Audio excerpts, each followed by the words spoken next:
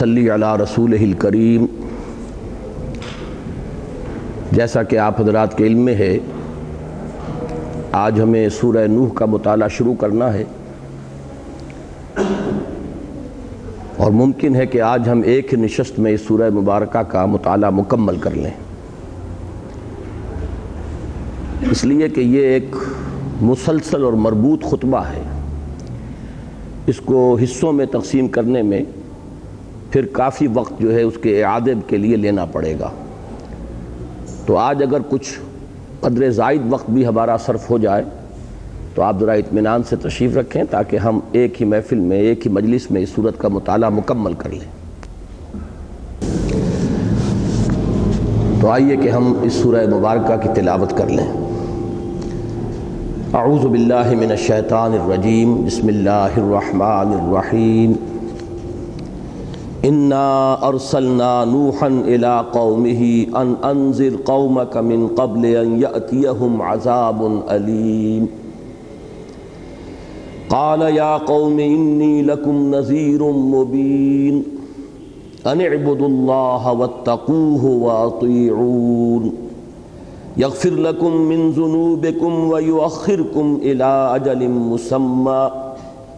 ان اجل اللہ اذا جاء لا یؤخر لو کنتم تعلمون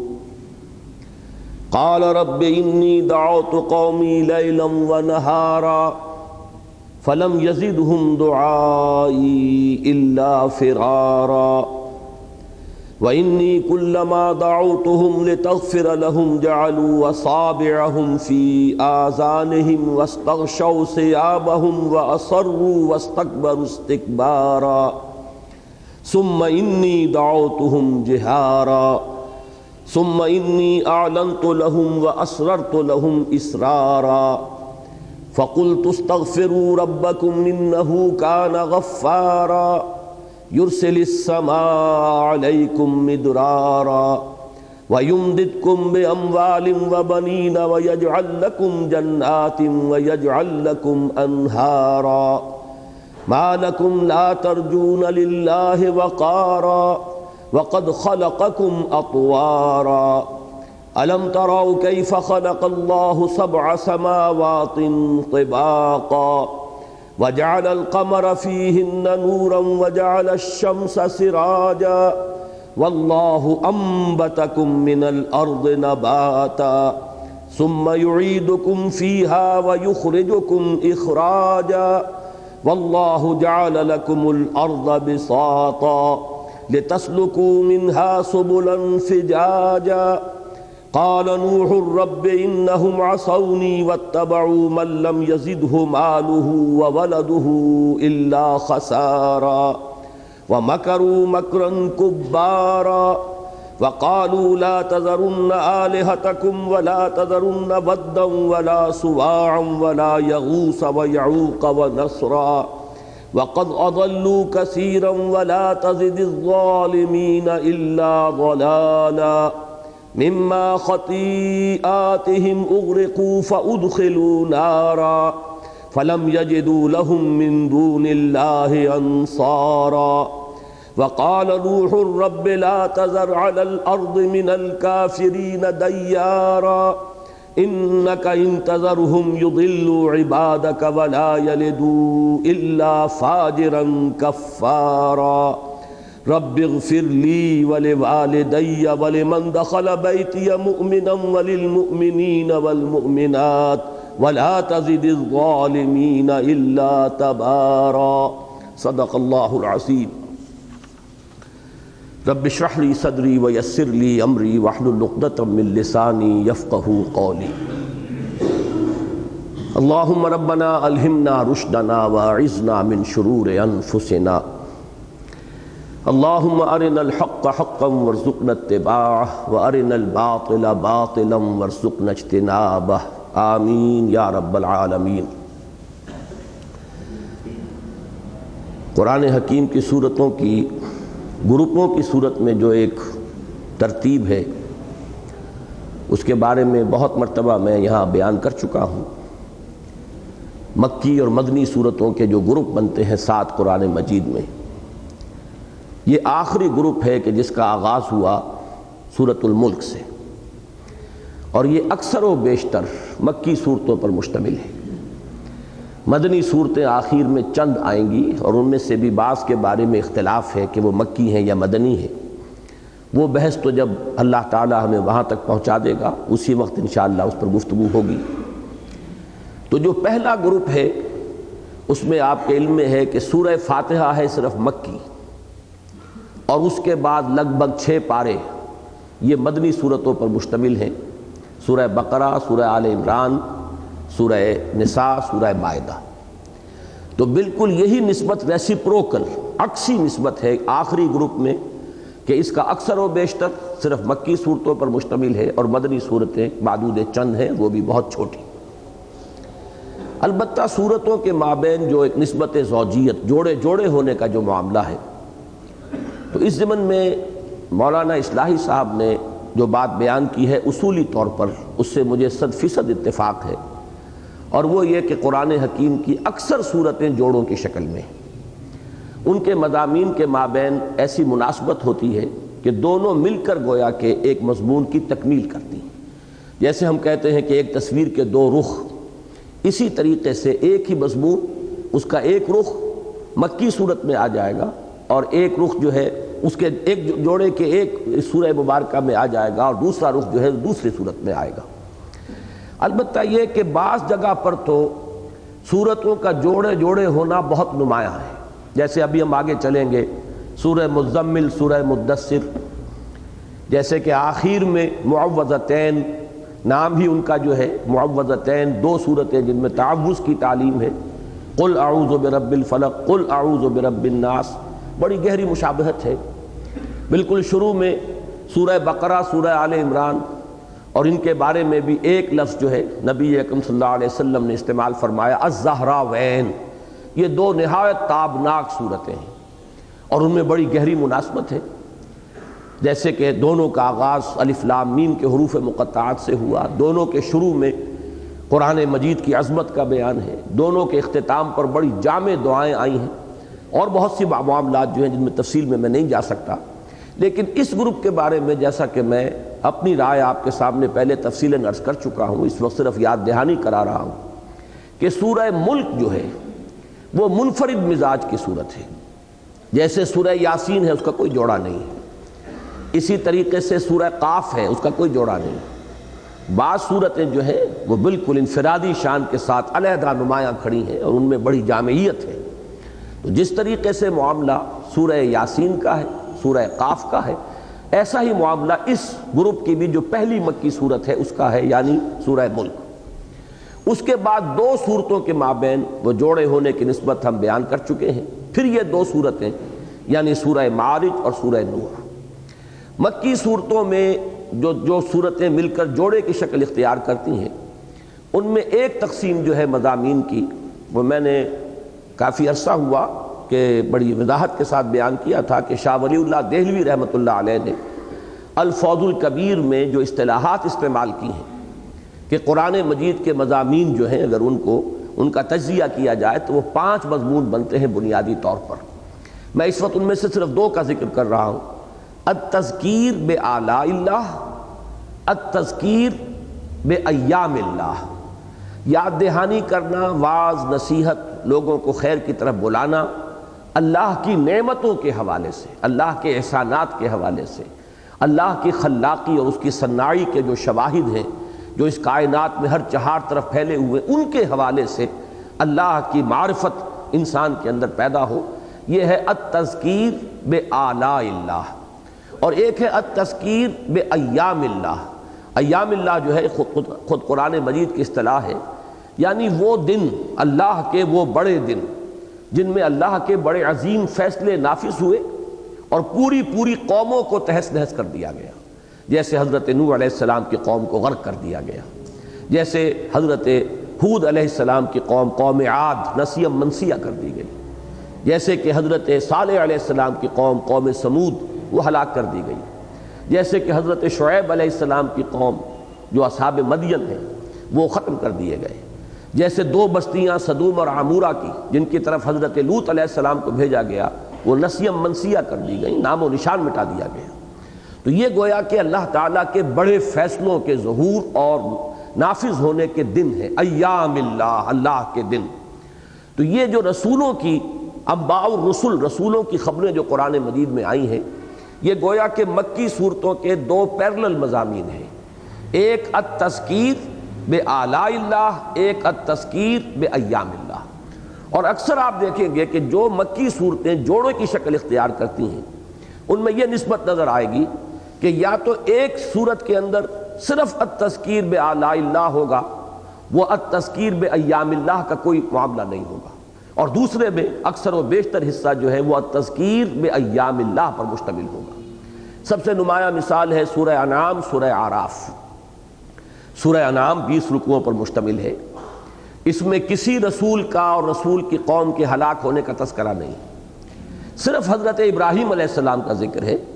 اور وہ بھی اس اعتبار سے بقیہ تمام رسولوں سے ممیز ہیں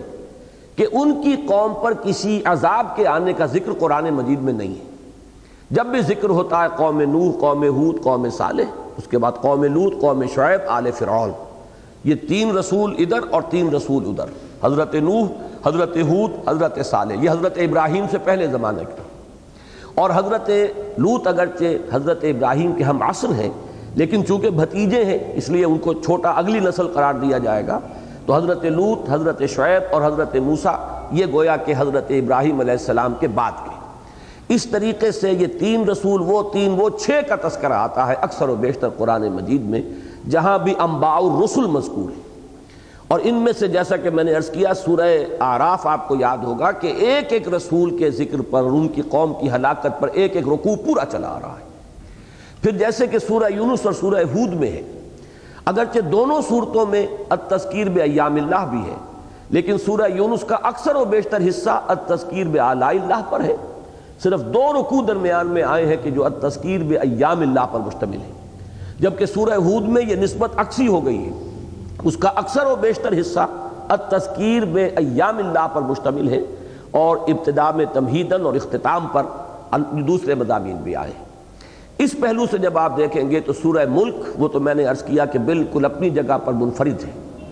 البتہ اس کے بعد سورہ قلم اور سورہ حاقہ میں یہی نسبت ہے۔ سورہ قلم میں کسی رسول کا ذکر نہیں سوائے حضرت یونس کا، اور وہ معاملہ بھی اس اعتبار سے منفرد ہے تمام رسولوں میں کہ ان کی قوم پر سے عذاب ٹل گیا تھا، انہوں نے کچھ عجلت سے کام لیا جس پر گرفت ہوئی، اس کا پورا ذکر سورہ قلم کے آخر میں آ چکا ہے،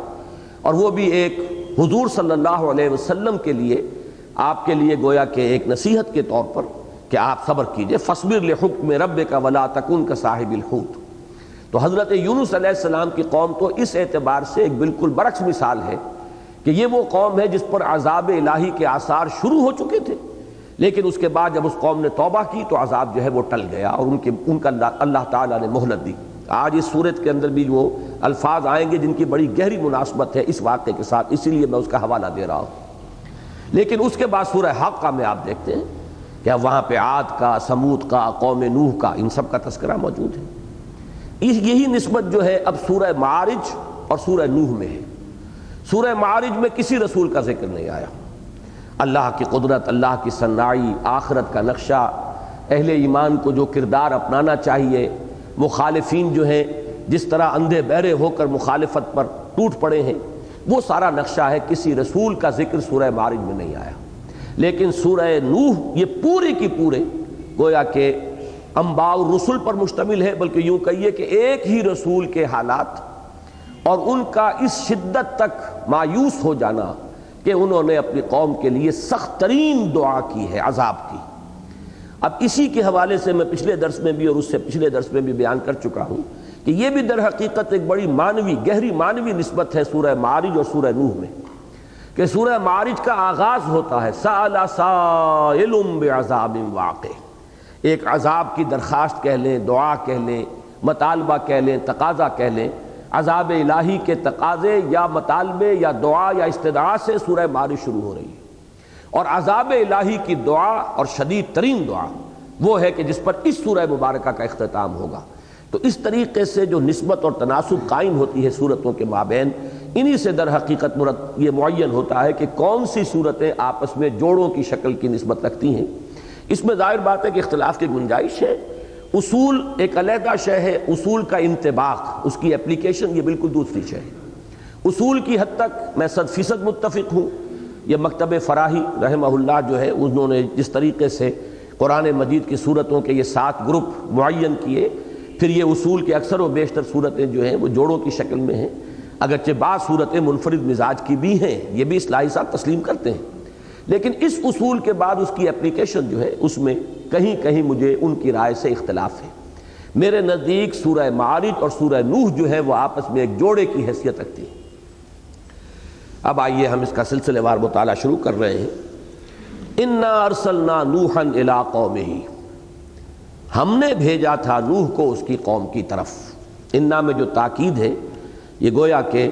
حضرت نوح علیہ السلام کی اس رسالت اور اللہ تعالیٰ کی طرف سے مبعوث ہونے کی بہت ہی اس بات اس کا جو ہے بہت ہی تاکیدی انداز میں ہے۔ انا ارسلنا نوحا الی قومہ،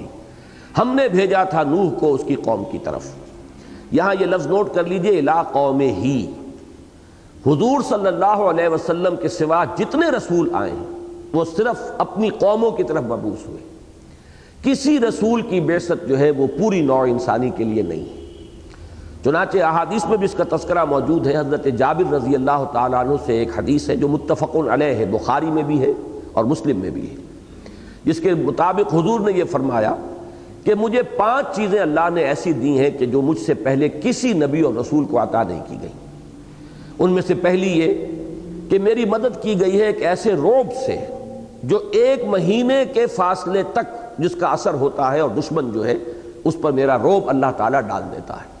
اس کے ذریعے سے اللہ تعالیٰ نے میری مدد فرمائی ہے۔ دوسری یہ کہ اللہ نے میرے لیے کل زمین کو مسجد کا درجہ دے دیا ہے۔ میرا امتی جہاں بھی نماز کا وقت آ جائے اسے کوئی خاص جگہ تلاش کرنے کی ضرورت نہیں ہے۔ باقی یہ کہ تفصیل میں یہ آئے گا کہ صاف دیکھ لیا جائے، کوئی نجاست ظاہری موجود نہ ہو، تو پوری زمین گویا کہ مسجد کے حکم میں ہے۔ اس سے شاہ ولی اللہ دہلوی نے جو حکم نکالا ہے، اب یہ ان کی دقیقہ رسی ہے، ان کی ذہانت ہے، انہوں نے اسی سے یہ اصول مستنبط کیا ہے کہ زمین کسی کی ملکیت نہیں ہو سکتی، اس لیے کہ مسجد وقف ہوتی ہے، مسجد کسی کی ملکیت نہیں۔ مسجد میں کسی جگہ پر کوئی شخص اپنی جگہ ریزرو نہیں کر سکتا۔ مسجد میں کوئی شخص یہ کہے کہ یہ جگہ میرے لیے خاص ہے، اس کا حق اسے حاصل نہیں ہے۔ جو پہلے آ گیا ہے اس کا حق ہے کہ وہ وہاں بیٹھے۔ اس سے استدلال کیا ہے شاہ ولی اللہ دہلوی نے کہ زمین در حقیقت وقف ہے اللہ کے بندوں کے لیے، جیسے کہ مسجد وقف ہوتی ہے۔ اور یہاں پر جو شخص کسی قطعہ زمین کو پہلے آباد کر لے گا، اب وہ گویا کہ اس کے پاس رہے گی، کوئی اس سے چھین نہیں سکتا، الا یہ کہ وہ 3 سال تک اسے بنجر ڈالے رکھے تو اس کا قبضہ اس پر سے ختم ہو جائے گا۔ اس لیے کہ اللہ نے زمین بنائی ہے لوگوں کے لیے روزی بہم پہنچانے کے لیے، وہ اپنا قبضہ اس پر جمائے بیٹھا ہے، اور جس کام کے لیے اللہ نے اس زمین کے اندر استعداد رکھی ہے وہ کام اس سے نہیں لے رہا ہے، تو گویا کہ اس کو اب اس کے استعمال کا یا کوئی حق ملکیت ایسا مقدس نہیں ہے کہ جس کو کسی صورت میں بھی زائل نہ کیا جا سکے۔ خیر یہ ضمنی بات ہے، لیکن اسی حدیث سے یہ چونکہ استدلال ہے لہذا میرا ذہن ادھر منتقل ہوا۔ تیسری بات حضور نے فرمائی کہ میرے لیے مال غنیمت حلال کر دیا گیا، یعنی جب بھی جنگیں ہوں اور جنگ کے نتیجے میں دشمن سے جو مال غنیمت ہاتھ آئے، پہلے جو شریعتیں تھیں ان میں یہ جائز نہیں تھا اس کا استعمال کرنا، اس کو سب کو جلا دیا جاتا تھا، لیکن یہ ہے کہ میری امت کے لیے اور میرے لیے اللہ نے غنیمت کو حلال کیا ہے۔ چوتھی یہ کہ مجھے اللہ تعالیٰ شفاعت کا حق عطا فرمائے گا، اور 5ویں بات یہی ہے جس کے لیے میں نے یہ ساری حدیث آپ کو سنائی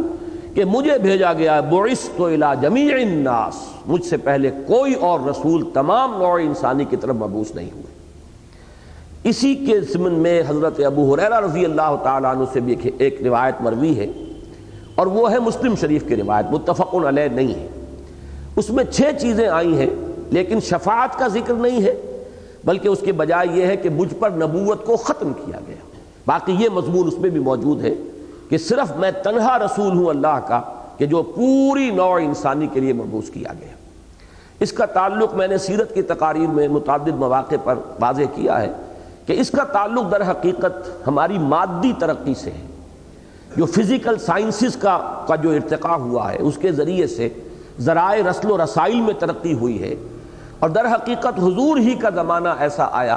کہ جس وقت کے اس بات کی امکان کی صورت پیدا ہو گئی کہ ایک نبی کی دعوت پوری دنیا تک پھیلائی جا سکے۔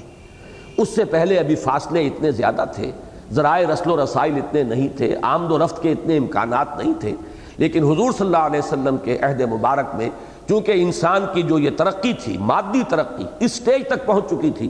کہ ایک رسول کی دعوت پوری دنیا تک پہنچائی جا سکتی ہے، لہذا حضور کی جو بعثت ہوئی ہے وہ پوری نوع انسانی کی طرف۔ انا ارسلنا نوحا الی قومہ، ہم نے بھیجا تھا نوح کو اس کی قوم کی طرف، ان انذر قومک من قبل ان یاتیہم عذاب علیم، کہ خبردار کر دو اپنی قوم کو اس سے پہلے کہ ان پر آ دھمکے ایک دردناک عذاب۔ ایک تو لفظ انذار چونکہ یہ اکثر و بیشتر آتا ہے اور عام طور پر اس کا ترجمہ جو ہے ڈراؤ کر دیا جاتا ہے، اس کے بجائے بہتر لفظ ہے خبردار کرنا۔ ڈرانا کسی ایسی شے سے ہوتا ہے کہ جو فی نفسہ ہی خوفناک ہو، خطرناک ہو، مضر ہو، اور انذار در حقیقت خبردار کرنا ہوتا ہے کہ کوئی چیز تمہارے کسی عمل کا ایک نتیجہ برا نکل سکتا ہے تو انہیں پیشگی وارن کر دیا جائے۔ در حقیقت انگریزی کا لفظ وارن جو ہے وہ صحیح ترین مفہوم ادا کرتا ہے انذار کا، کہ خبردار کر دو اپنی قوم کو اس سے پہلے کہ وہ عذاب الہی ان پر آ جائے جس کے کہ گویا کہ وہ مستحق ہو چکے ہیں۔ یہ اصول سورہ بنی اسرائیل میں بیان ہوا ہے، وَمَا كُنَّا مُعَذِّبِينَ حَتَّى نَبْعَثَ رَسُولًا، اور ہمارا یہ طریقہ نہیں رہا ہے کہ عذاب بھیج دیں قوموں کے اوپر جب تک کہ ہم کسی رسول کو مبعوث نہ کر دیں۔ سورہ بنی اسرائیل کے دوسرے رکوع میں آیت نمبر 15 ہے، وَمَا كُنَّا مُعَذِّبِينَ حَتَّى نَبْعَثَ رَسُولًا۔ اس کے ضمن میں آج ہی ایک صاحب مجھ سے ملنے آئے تھے، وہ پاکستان کی انٹیلیجنس سروس کے کسی بڑے عہدے سے ریٹائر ہوئے ہیں، کہ طالب جوہری صاحب جو آج کل کچھ وہ فہم قرآن ٹی وی وغیرہ پر ہوتا ہے، اس میں کہیں انہوں نے گل افشانی کی ہے کہ جس تک دعوت نہ پہنچی ہو اسے عذاب نہیں دیا جا سکتا۔ اس پر جب کوئی سوال کیا گیا تو انہوں نے کہا کہ قیامت کا دن چونکہ 50,000 سال کا ہے، لہٰذا اس وقت ان کو دعوت پہنچا کر اور اس وقت حجت قائم کر دی جائے گی، اور اللہ تعالیٰ کا یہ قانون جو ہے کہ جب تک اتمام حجت نہ ہو عذاب نہ دیا جائے تو اس کی اس طریقے سے تکمیل کی جائے گی۔ اب یہ بات ایک ایسی ہے کہ اپنی جگہ پر نہایت غیر معقول بھی ہے، اس کے لیے کوئی دلیل نہ قرآن میں ہے نہ حضور صلی اللہ علیہ وسلم کے فرمودات میں ہے۔ انہوں نے یہ صاحب جو آئے تھے انہوں نے انہیں خط لکھا کہ آپ نے کیا بات کہی ہے، اس کے لیے کوئی دلیل ہے تو لائیے۔ تو بہت عرصے تک تو انہوں نے جواب نہیں دیا، اس کے بعد جواب بھی دیا تو گول کر گئے کہ نہ تو اپنی بات کی انہوں نے وضاحت کی، نہ اس کے لیے دلیل پیش کی، نہ اس سے رجوع کیا۔ تو یہ بات اچھی طرح سمجھ لیجئے کہ در حقیقت عذاب دو ہے، ایک عذاب ہے دنیا کا عذاب، یہ جو اصول ہے وَمَا كُنَّا مُعَذِّبِينَ حَتَّى نَبْعَثَ رَسُولًا، یہ ہے دنیا کا عذاب، کسی قوم کو ختم کر دینا، نسیم منسیہ، گویا کہ ثابت ہو گیا کہ اس قوم میں اب خیر کا کوئی پہلو باقی نہیں رہا۔ تو جیسے آپ دیکھتے ہیں کہ کوڑا کرکٹ جمع کیا جاتا ہے اور پھر اس کو آگ لگا دی جاتی ہے، ختم کر دیا جاتا ہے، اسی طریقے سے جب کوئی قوم ثابت کر دے کہ اب اس میں کوئی خیر نہیں، کوئی بھلائی نہیں، بلکہ اس درجے اس کی سرشت بگڑ چکی ہے کہ آئندہ نسلوں سے بھی کوئی امید نہیں، یہ بات آئے گی آج حضرت نوح علیہ السلام کے دعا میں، تو پھر یہ ہے کہ اللہ تعالیٰ کی طرف سے ایک آخری اتمام حجت کے لیے رسول مبعوث کر کے، اور جب وہ رسول کی دعوت کو قبول کرنے سے انکار کر دیتے تھے تو ان کو نسیم منسیہ کر دیا جاتا۔ یہ اس عذاب کا ذکر ہے۔ باقی یہ کہ آخرت کا عذاب، اس میں یقیناً درجہ رہے گا کہ کس شخص تک کس درجے میں اتمام حجت ہوا۔ جن لوگوں تک کسی رسول کی دعوت پہنچی ہی نہیں،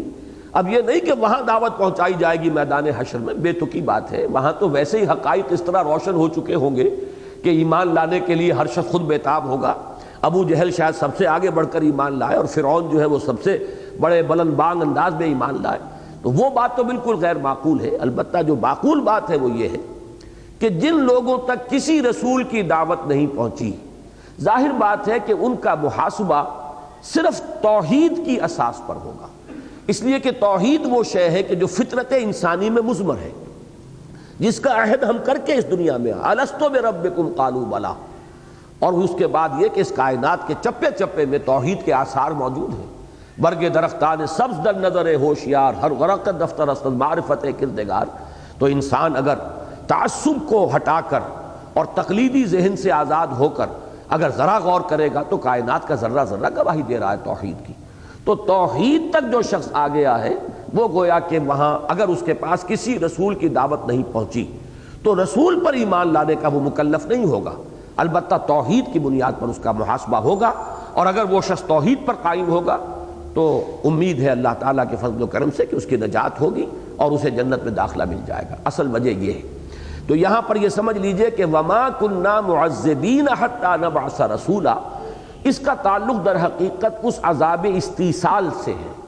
استیصال یہ لفظ بنا ہے اصل سے، اصل کہتے ہیں جڑ کو، استیصال جڑ سے اکھیڑ دینا،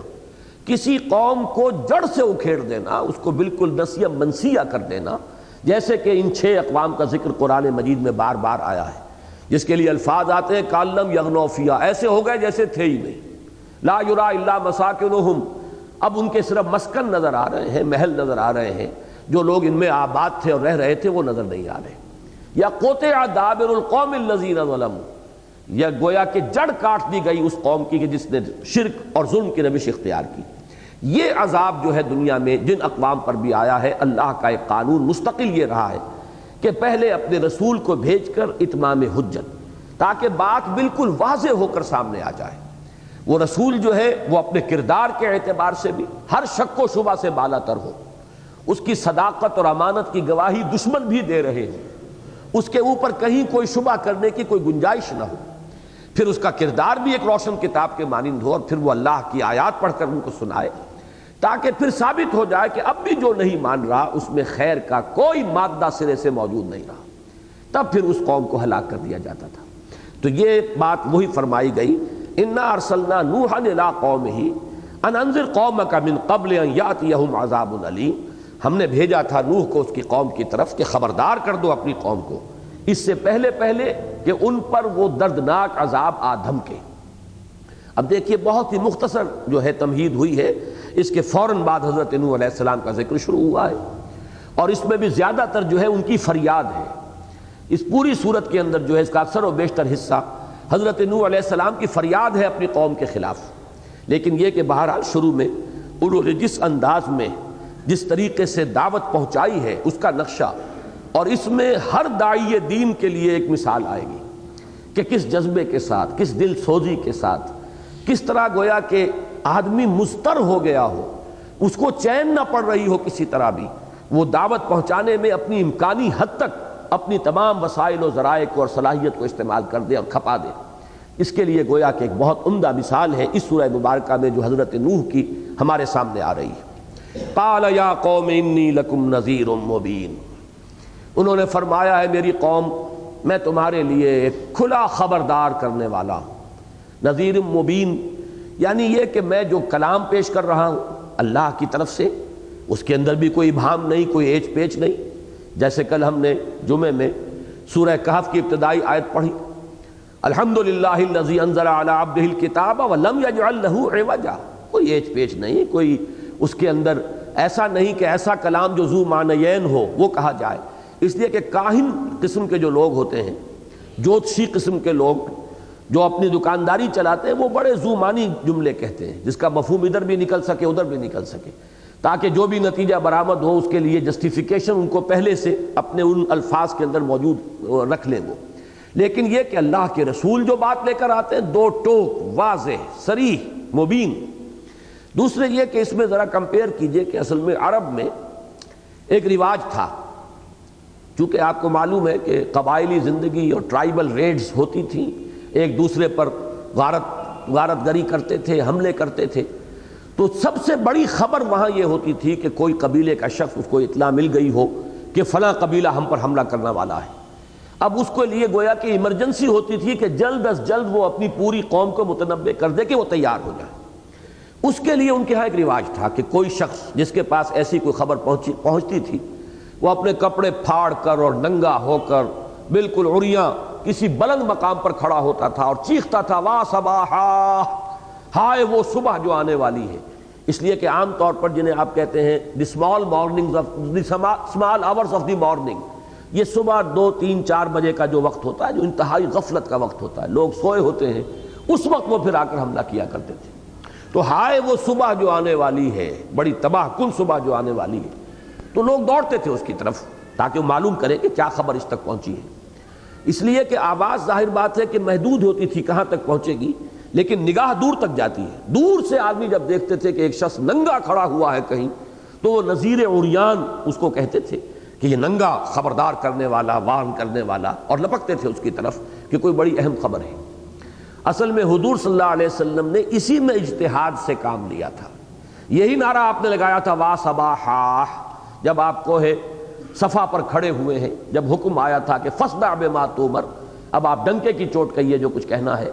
اس سے پہلے 3 برس تک حضور نے صرف پرسنل کانٹیکٹ کے ذریعے سے، اسے خفیہ نہ کہیں، انڈر گراؤنڈ نہ کہیں، یہ الفاظ غلط ہیں، لیکن صرف پرسنل کانٹیکٹ کے ذریعے سے بات جو ہے آگے بڑھائی تھی۔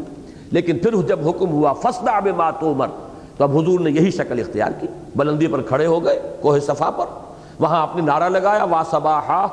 تو گویا کہ ہمیں یہ معلوم ہوا، اس سے اصول یہ مستنبط ہوا کہ جو بھی رواج ہو کسی معاشرے میں، ان میں جو حصہ تو ہے غلط اس کو ترک کر دیا جائے، باقی حصے کو اختیار کیا جائے، اس لیے کہ لوگ اسی سے مانوس ہوتے ہیں، لوگوں کی عادت جو بن چکی ہوتی ہے اسی کے پہلو سے۔ تو حضور نے بھی وا صباحا کا نعرہ لگایا، لوگ جمع ہوئے تو پھر آپ نے اپنی دعوت پیش کی۔ تو وہ نذیر عریاں، تو گویا کہ اسلام میں یا رسولوں کے بارے میں جب یہ لفظ آیا ہے تو یہاں پر رسول مبین، نذیر مبین، واضح طور پر کھول کر خبردار کرنے والا کہ کوئی اشتباہ نہ رہے، کوئی اشکال نہ رہ جائے، کوئی ایچ پیچ والی عبارت نہ ہو، کوئی ذو معنی جملے نہ کہے جا رہے ہوں۔ یہ ہمارے ہاں ذو معنی جو ہے اصل میں یہ غلط العام ہے، اصل میں تو لفظ ہونا چاہیے ذو معنیین، ایسا جملہ جس میں 2 معنی موجود ہو، لیکن عام طور پر اس لفظ کو اردو میں ذو معنی ہی کہا جاتا ہے، حالانکہ ذو معنی کے معنی تو ہے معنی والا، ہر جملہ جو بھی معنی والا ہے وہی تو جملہ کہلائے گا، ورنہ تو وہ کلام محمل ہوگا۔ کلام مفید تو وہی ہے کہ جس کے اندر معانی ہو اور سمجھ میں آئے، لیکن ذو معنیین کو ہمارے ہاں اردو میں ذو معنی کہہ دیا جاتا ہے، تو ان کا کلام جو ہے وہ ذو معنی نہیں ہوتا، بالکل واضح اور صاف۔ قال یا قوم انی لکم نذیر مبین ان اعبدوا اللہ واتقوہ واطیعون۔ اس ایک آیت میں 3 الفاظ کے اندر اسلام کی ساری دعوت جو ہے، تمام رسولوں کی مشترک دعوت کا خلاصہ آ گیا۔ بندگی کرو اللہ کی، پرستش کرو اللہ کی۔ بندگی اور پرستش یہ 2 الفاظ فارسی کے، جمع کریں گے تو عربی کا عبادت بنے گا۔ بندگی میں اطاعت ہے، زندگی آمد برائے بندگی، زندگی بے بندگی شرمندگی۔ یہ شیخ سعدی نے گویا کہ اس آیہ مبارکہ کی ترجمانی کی ہے کہ وما خلقت الجن والانس الا لیعبدون، میں نے جنوں اور انسانوں کو صرف اسی لیے پیدا کیا ہے کہ وہ میری بندگی کریں، میری عبادت کریں۔ تو یہاں وہ بندگی کا لفظ لائے کہ زندگی آمد برائے بندگی، زندگی بے بندگی شرمندگی۔ بڑا پیارا شعر ہے، اس میں صوتی آہنگ بھی ہے، لیکن یہ ہے کہ محض بندگی جو ہے وہ عبادت کے مفہوم کو پورا نہیں کرتی، جبکہ اس کے ساتھ پرستش میں آپ کو معلوم ہے کہ محبت، عقیدت، تعظیم، پرستار کسی شے کا ہونا، اور اسی کا وہی اس کا مطلوب بن جائے۔ دولت کا پرستار، دولت پرست، وطن پرست، قوم پرست، اب یہ تمام پرستش کے جو الفاظ جو آتے ہیں، تو پرستش اور بندگی کو جمع کر دیجئے تو لفظ عبادت بنے گا۔ ان اعبدوا اللہ، بندگی اور پرستش کو خالص کر دو اللہ کے لیے، واتقوہ، اور اس کے ساتھ ہی آیا اس کا تقوی اختیار کرو، اس کی فرما برداری اختیار کرو، کہیں بھی اس کے حکم کے خلاف کوئی حرکت تمہاری نہ ہو۔ واطیعون، یہ ہے پھر تیسرا پہلو۔ 2 حصے تو ہو گئے جو اللہ تعالیٰ کے ساتھ تعلق ہے انسان کا، اور ایک یہ تیسرا جو ہے یہ تعلق ہے رسول کے ساتھ۔ اطیعون، اطاعت کرو میری، یعنی یہ دوسرا لازمی حصہ رہا ہے تمام انبیاء کرام کی دعوت کا، تمام رسولوں کی دعوت کا، کہ تم میری اطاعت کے پابند ہو، تمہیں میری اطاعت کرنی ہوگی۔ جیسے کہ حضور صلی اللہ علیہ وسلم کے ضمن میں بار بار آیا ہے وَمَن يُطِعِ الرَّسُولَ فَقَدْ أَطَاعَ اللَّهَ، جو رسول کی اطاعت کرتا ہے وہ اللہ کی اطاعت کرتا ہے۔ وَمَا أَرْسَلْنَا مِن رَّسُولٍ إِلَّا لِيُطَاعَ بِإِذْنِ اللَّهِ، اور ہم نے نہیں بھیجا کسی بھی رسول کو مگر اس لیے کہ اس کی اطاعت کی جائے اللہ کے حکم سے۔ تو معلوم یہ ہوا کہ رسول کی اطاعت، اور یہ میں نے سورہ نساء کے درس کے دوران کئی مرتبہ واضح کیا، چونکہ وہ منافقین کا جو مضمون ہے سورہ نساء میں بہت ہی تکرار کے ساتھ اور اعادے کے ساتھ اور وضاحت کے ساتھ آیا ہے کہ یہی شے تھی اصل میں جو سب سے بھاری گزرتی تھی منافقین پر، کہ یہ ہم جیسے انسان ہیں، جیسے دو ہاتھ ہمارے، دو ہاتھ ان کے، دو آنکھیں ہماری، دو آنکھیں ان کی اطاعت کیوں ہم پر لازم ہو؟ ہم اللہ کو ماننے کو تیار ہیں، اللہ کی بندگی کریں گے، اللہ کی اطاعت کریں گے، لیکن یہ کہ شخصاً رسول کی اطاعت، یہ بڑی شاخ گزر تھی۔ اور اس میں یہ بات مان لینی چاہیے کہ واقعتاً ہمارے لیے وہ مشکل نہیں ہے جتنی کہ اس وقت کے لوگوں کے لیے مشکل تھی۔ ہمارے لیے حضور شخصاً موجود نہیں ہے اس وقت، وہ تو جیسے اللہ کی اطاعت ویسے رسول کی اطاعت۔ ہمارے لیے رسول بھی ایک گویا کہ ادارے کی حیثیت رکھتے ہیں، ایک انسٹیٹیوشن ہے، اللہ کا کلام، اس کے رسول کا فرمان۔ وہ شخص محمد صلی اللہ علیہ وسلم وہ تو ہمارے سامنے نہیں۔ وہاں کے لوگوں کی دقت یہ تھی کہ ان کے سامنے حضور تھے اور نظر تو آ رہے تھے کہ وہی دو ہاتھ پاؤں ان کے بھی ہیں، وہی دو آنکھیں ان کی ہیں، دو کان ان کے ہیں، پھر کسی کے یہ بھتیجے ہیں، کسی کے یہ چچا ہیں، کسی کے شوہر ہیں، کسی کے باپ ہیں۔ معلوم یہ ہوا کہ تمام ہمارے معاشرے کے اندر گندھے ہوئے ہیں رشتوں کے حساب سے۔ تو اب اپنے جیسے انسان کی اطاعت کیسے کی جائے، یہ ہے در حقیقت کہ جو بہت شاخ گزرتی تھی اور بڑے گہرے یقین اور ایمان کی ضرورت تھی، جس میں کہ انتہا کا مقام جو نظر آتا ہے بلند ترین وہ حضرت ابو بکر صدیق کا ہے رضی اللہ تعالیٰ عنہ، جس طرح انہوں نے اپنے آپ کو گم کیا ہے حضور کی شخصیت میں۔ معلوم ہوتا ہے کہ کہیں کوئی رائے پوری زندگی میں، پوری سیرت آپ پڑھ جائیے، حضرت عمر کو بھی کبھی کبھی کسی معاملے میں اشتباہ ہو جاتا تھا، جیسے کہ صلح حدیبیہ کے وقت ہو گیا ہے اور مختلف مواقع پر، لیکن اور اسی طریقے سے حضرت عمر کی رائے جو ہے مختلف تھی اسیران بدر کے معاملے میں، لیکن وہاں بھی حضور کے ساتھ بریکٹڈ ہیں حضرت ابو بکر رضی اللہ تعالیٰ عنہ۔ انہوں نے گویا کہ اپنے آپ کو بالکل ضم کر دیا تھا، گم کر دیا تھا حضور صلی اللہ علیہ وسلم کی شخصیت مبارکہ میں، کہ جو آپ کی سوچ ہے وہی میری سوچ ہے، جو آپ کی پسند ہے وہی میری پسند ہے، جو چیز آپ کو ناپسند ہے وہی مجھے ناپسند ہے۔ تو یہ جو اطاعت ہے در حقیقت یہ ہے پیمانہ کہ کس درجے میں رسول کے ساتھ حقیقی ایمان کا تعلق موجود ہے، اور یہ جیسا کہ میں عرض کر چکا ہوں جزو لازم ہے لا الہ الا اللہ محمد الرسول اللہ۔ صرف یہ کہ اللہ کا کہنا ماننا اور اللہ کی اطاعت اور پرستش، اس سے کام نہیں بنے گا جب تک کہ اطاعت رسول صلی اللہ علیہ وسلم وہ بھی اس کے ساتھ موجود نہ ہو۔ ان اعبدوا اللہ واتقوہ واطیعون یغفر لکم من ذنوبکم، اللہ تعالیٰ معاف فرما دے گا تمہارے لیے تمہارے کچھ گناہ۔ یہاں ذرا نوٹ کر لیجئے کہ من ذنوبکم پر بحث کرنی پڑی ہے مفسرین کو کہ یہاں من کیوں لایا گیا۔ یغفر لکم ذنوبکم، بات پوری ہو جاتی، تمہارے گناہ بخش دے گا۔ اب یہ من بعض حضرات نے کہا یہ زائد ہے، یعنی لفظاً تو یہاں ہے لیکن اس کے معنی نہیں کیے جائیں گے، یہ لفظ زائد ہے۔ لیکن یہ کہ مجھے ان حضرات سے اتفاق ہے جو کہتے ہیں قرآن مجید میں کوئی لفظ زائد نہیں ہے، یہ در حقیقت ہمارا قلت تدبر ہے کہ کوئی بات ہماری سمجھ میں نہیں آئی تو ہم نے کسی لفظ کو زائد کہہ دیا، حالانکہ کوئی لفظ قرآن مجید کے اندر زائد نہیں ہے، جو بھی ہے وہ ٹھیک ہے اپنی جگہ پر، بامانی ہے، لازم ہے۔ جیسے کہ غالب نے کہا ہے کہ گنجینہ معنی کا طلسم اس کو سمجھیو جو لفظ کے غالب مرے اشعار میں آوے، یہ نہیں کہ یہ خامخواہی آ گیا ہے یا برائے بیت آ گیا ہے یا وزن پورا کرنے کے لیے آ گیا ہے۔ تو قرآن مجید کی شان سے یہ شے فروتر ہے کہ یہ تصور کیا جائے کہ اس میں کوئی لفظ زائد ہے۔ لیکن اس کے بعد پھر بعض حضرات نے کہا ہے کہ یہ ان کے معنی میں ہے، وہ بات بھی کوئی وزنی نہیں بنتی، اگرچہ اصول یہ ہے کہ یہ حروف جار جو ہیں وہ اکثر ایک دوسرے کی جگہ پر استعمال کر لیے جاتے ہیں، لیکن یہ کہ یہاں بھی وہ کوئی بامانی بات نہیں بن رہی۔ لیکن یہ کہ ایک رائے یہ ہے کہ یہ من بیانیہ ہے، یہاں پر جیسے کہ وَلْتَكُمْ مِنْكُمْ أُمَّةٌ يَدْعُونَ إِلَى الْخَيْرِ میں تفصیل سے بیان کر چکا ہوں کہ اس کے بارے میں دو رائے ہیں، من بیانیہ ہے اور ایک ہے من تبعیضیہ کہ کچھ اس میں سے کوئی حصہ مراد ہو، جبکہ من بیانیہ کے اندر وہ تمام ہی کی وضاحت کے لیے لفظ آتا ہے کہ یہ تمہارے جنس سے گناہ جو ہیں، تمہارے جو معاصی ہیں وہ کل کے کل معاف کر دیے جائیں گے، اس لیے کہ یہ من تبعیضیہ نہیں ہے۔ ایک رائے یہ ہے، اس پر مولانا امین حسن اصلاحی صاحب بھی جازم ہیں، اور میں نے یہ دیکھا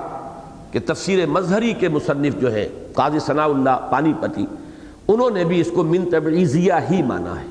کہ اس میں بعض مراد ہے۔ اصلاحی صاحب نے یہ مراد لی ہے کہ اس سے مراد ہے اسلام لانے سے پہلے کے گناہ۔ اگر یہاں یہ من نہ ہوتا تو اس بات کا احتمال تھا کہ یہ سمجھا جاتا کہ گویا کہ آئندہ کے بھی تمام گناہ، اگلے پچھلے تمام گناہ معاف کر دے گا اللہ، حالانکہ اسلام لانے سے اور ایمان لانے سے ایک شخص کی گزشتہ زندگی کے گناہ تو معاف ہو جاتے ہیں، لیکن آئندہ ظاہر بات ہے کہ اس کے اعمال کے اعتبار سے معاملہ ہوگا، اس نے کتنی اطاعت کی کتنی نہیں کی۔ اس کا ایک بڑا دلچسپ واقعہ ہے حضرت عمرو بن العاص کا رضی اللہ تعالی عنہ۔ وہ جب حضور کے پاس حاضر ہوئے تھے ایمان لانے کے لیے تو انہوں نے کہا حضور ہاتھ بڑھائیے، میں آپ سے بیعت اسلام کرنا چاہتا ہوں۔ حضور نے اپنا داہنا ہاتھ بڑھا دیا، اب انہوں نے اپنا ہاتھ کھینچ لیا۔ حضور نے پوچھا یہ کیا کیا تم نے؟ تو کہنے لگے حضور ایک شرط ہے، وہ میری شرط پہلے آپ مانیں۔ حضور نے فرمایا شرط کیا ہے؟ تو عرض کیا کہ یہ طے ہو جائے کہ میرے اب آج تک کے جتنے گناہ ہیں وہ معاف ہو جائیں گے۔ تو حضور نے فرمایا کہ یہ تو ہے ہی ہے، 3 اعمال ایسے ہیں کہ جن کے نتیجے میں سابقہ زندگی کے تمام گناہ معاف ہو جاتے ہیں۔ ایک کفر سے اسلام میں آ جانا، نمبر 2 ہجرت، جو خالص اللہ کے دین کے لیے اپنے مکان کو اپنے وطن کو چھوڑ کر ہجرت کرتا ہے، اور تیسرے حج مبرور، وہ حج جو خالص ہو اور وہ اللہ کے ہاں قبول ہو جائے، وہ بھی تمام سابقہ گناہوں کے لیے تلافی کا ذریعہ بن جاتا ہے۔ تو پھر انہوں نے بیعت کی کہ انہوں نے کہا یہ تو ہے، اس میں تمہیں خام خواہ کاہے کا اندیشہ ہے، یہ کوئی شرط عائد کرنے کی ضرورت نہیں ہے اس میں، یہ تو فی الواقع ہے کہ یہ 3 افعال ایسے ہیں کہ جن سے سابقہ زندگی کے تمام گناہ معاف ہو جاتے ہیں۔ تو ایک رائے تو اصلاحی صاحب کی تو یہ ہے، لیکن دوسری رائے جو ہے مجھے وہ زیادہ قوی معلوم ہوتی ہے قاضی ثناء اللہ پانی پتی رحمۃ اللہ علیہ کی، کہ انہوں نے یہ کہا ہے کہ گناہوں میں ایک تقسیم ہے کہ ایک گناہ ہے حقوق العباد کے اور ایک گناہ ہے حقوق اللہ کے۔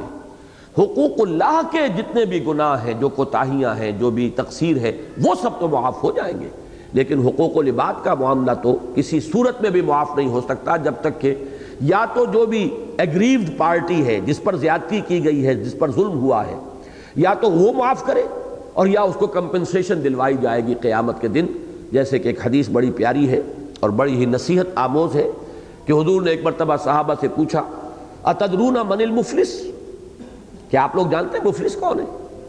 تو جواب کیا ہو سکتا تھا؟ صحابہ نے عرض کیا کہ المفلس عندنا من لا درہم لہ ولا دینار، حضور ہم تو مفلس اسی کو سمجھتے ہیں جس کے پاس روپیہ پیسہ نہیں، دینار اور درہم نہیں۔ آپ نے فرمایا نہیں، میری امت کا مفلس وہ شخص ہوگا جو قیامت کے دن جب حاضر ہوگا میدان حشر میں تو نمازوں کی بھی بڑی سی مقدار لے کر آئے گا، روزے بھی ہوں گے اور حج بھی ہوں گے اور عمرے بھی ہوں گے، لیکن وَقَدْ شَتَمَ هَذَا وَقَذَفَ هَذَا وَأَكَلَ مَالَ هَذَا، فلاں شخص کو اس نے گالی دی تھی، فلاں شخص کی عزت پر حملہ کیا تھا، فلاں شخص کا مال ہڑپ کر گیا تھا۔ یعنی حقوق العباد جو ہیں ان کو جو تلف کیا تھا تو وہ مدعین آ جائیں گے۔ کوئی کہے گا پروردگار اس نے مجھ پر یہ ظلم کیا، اللہ کہے گا اچھا اس کی نمازیں اس کو دے دو۔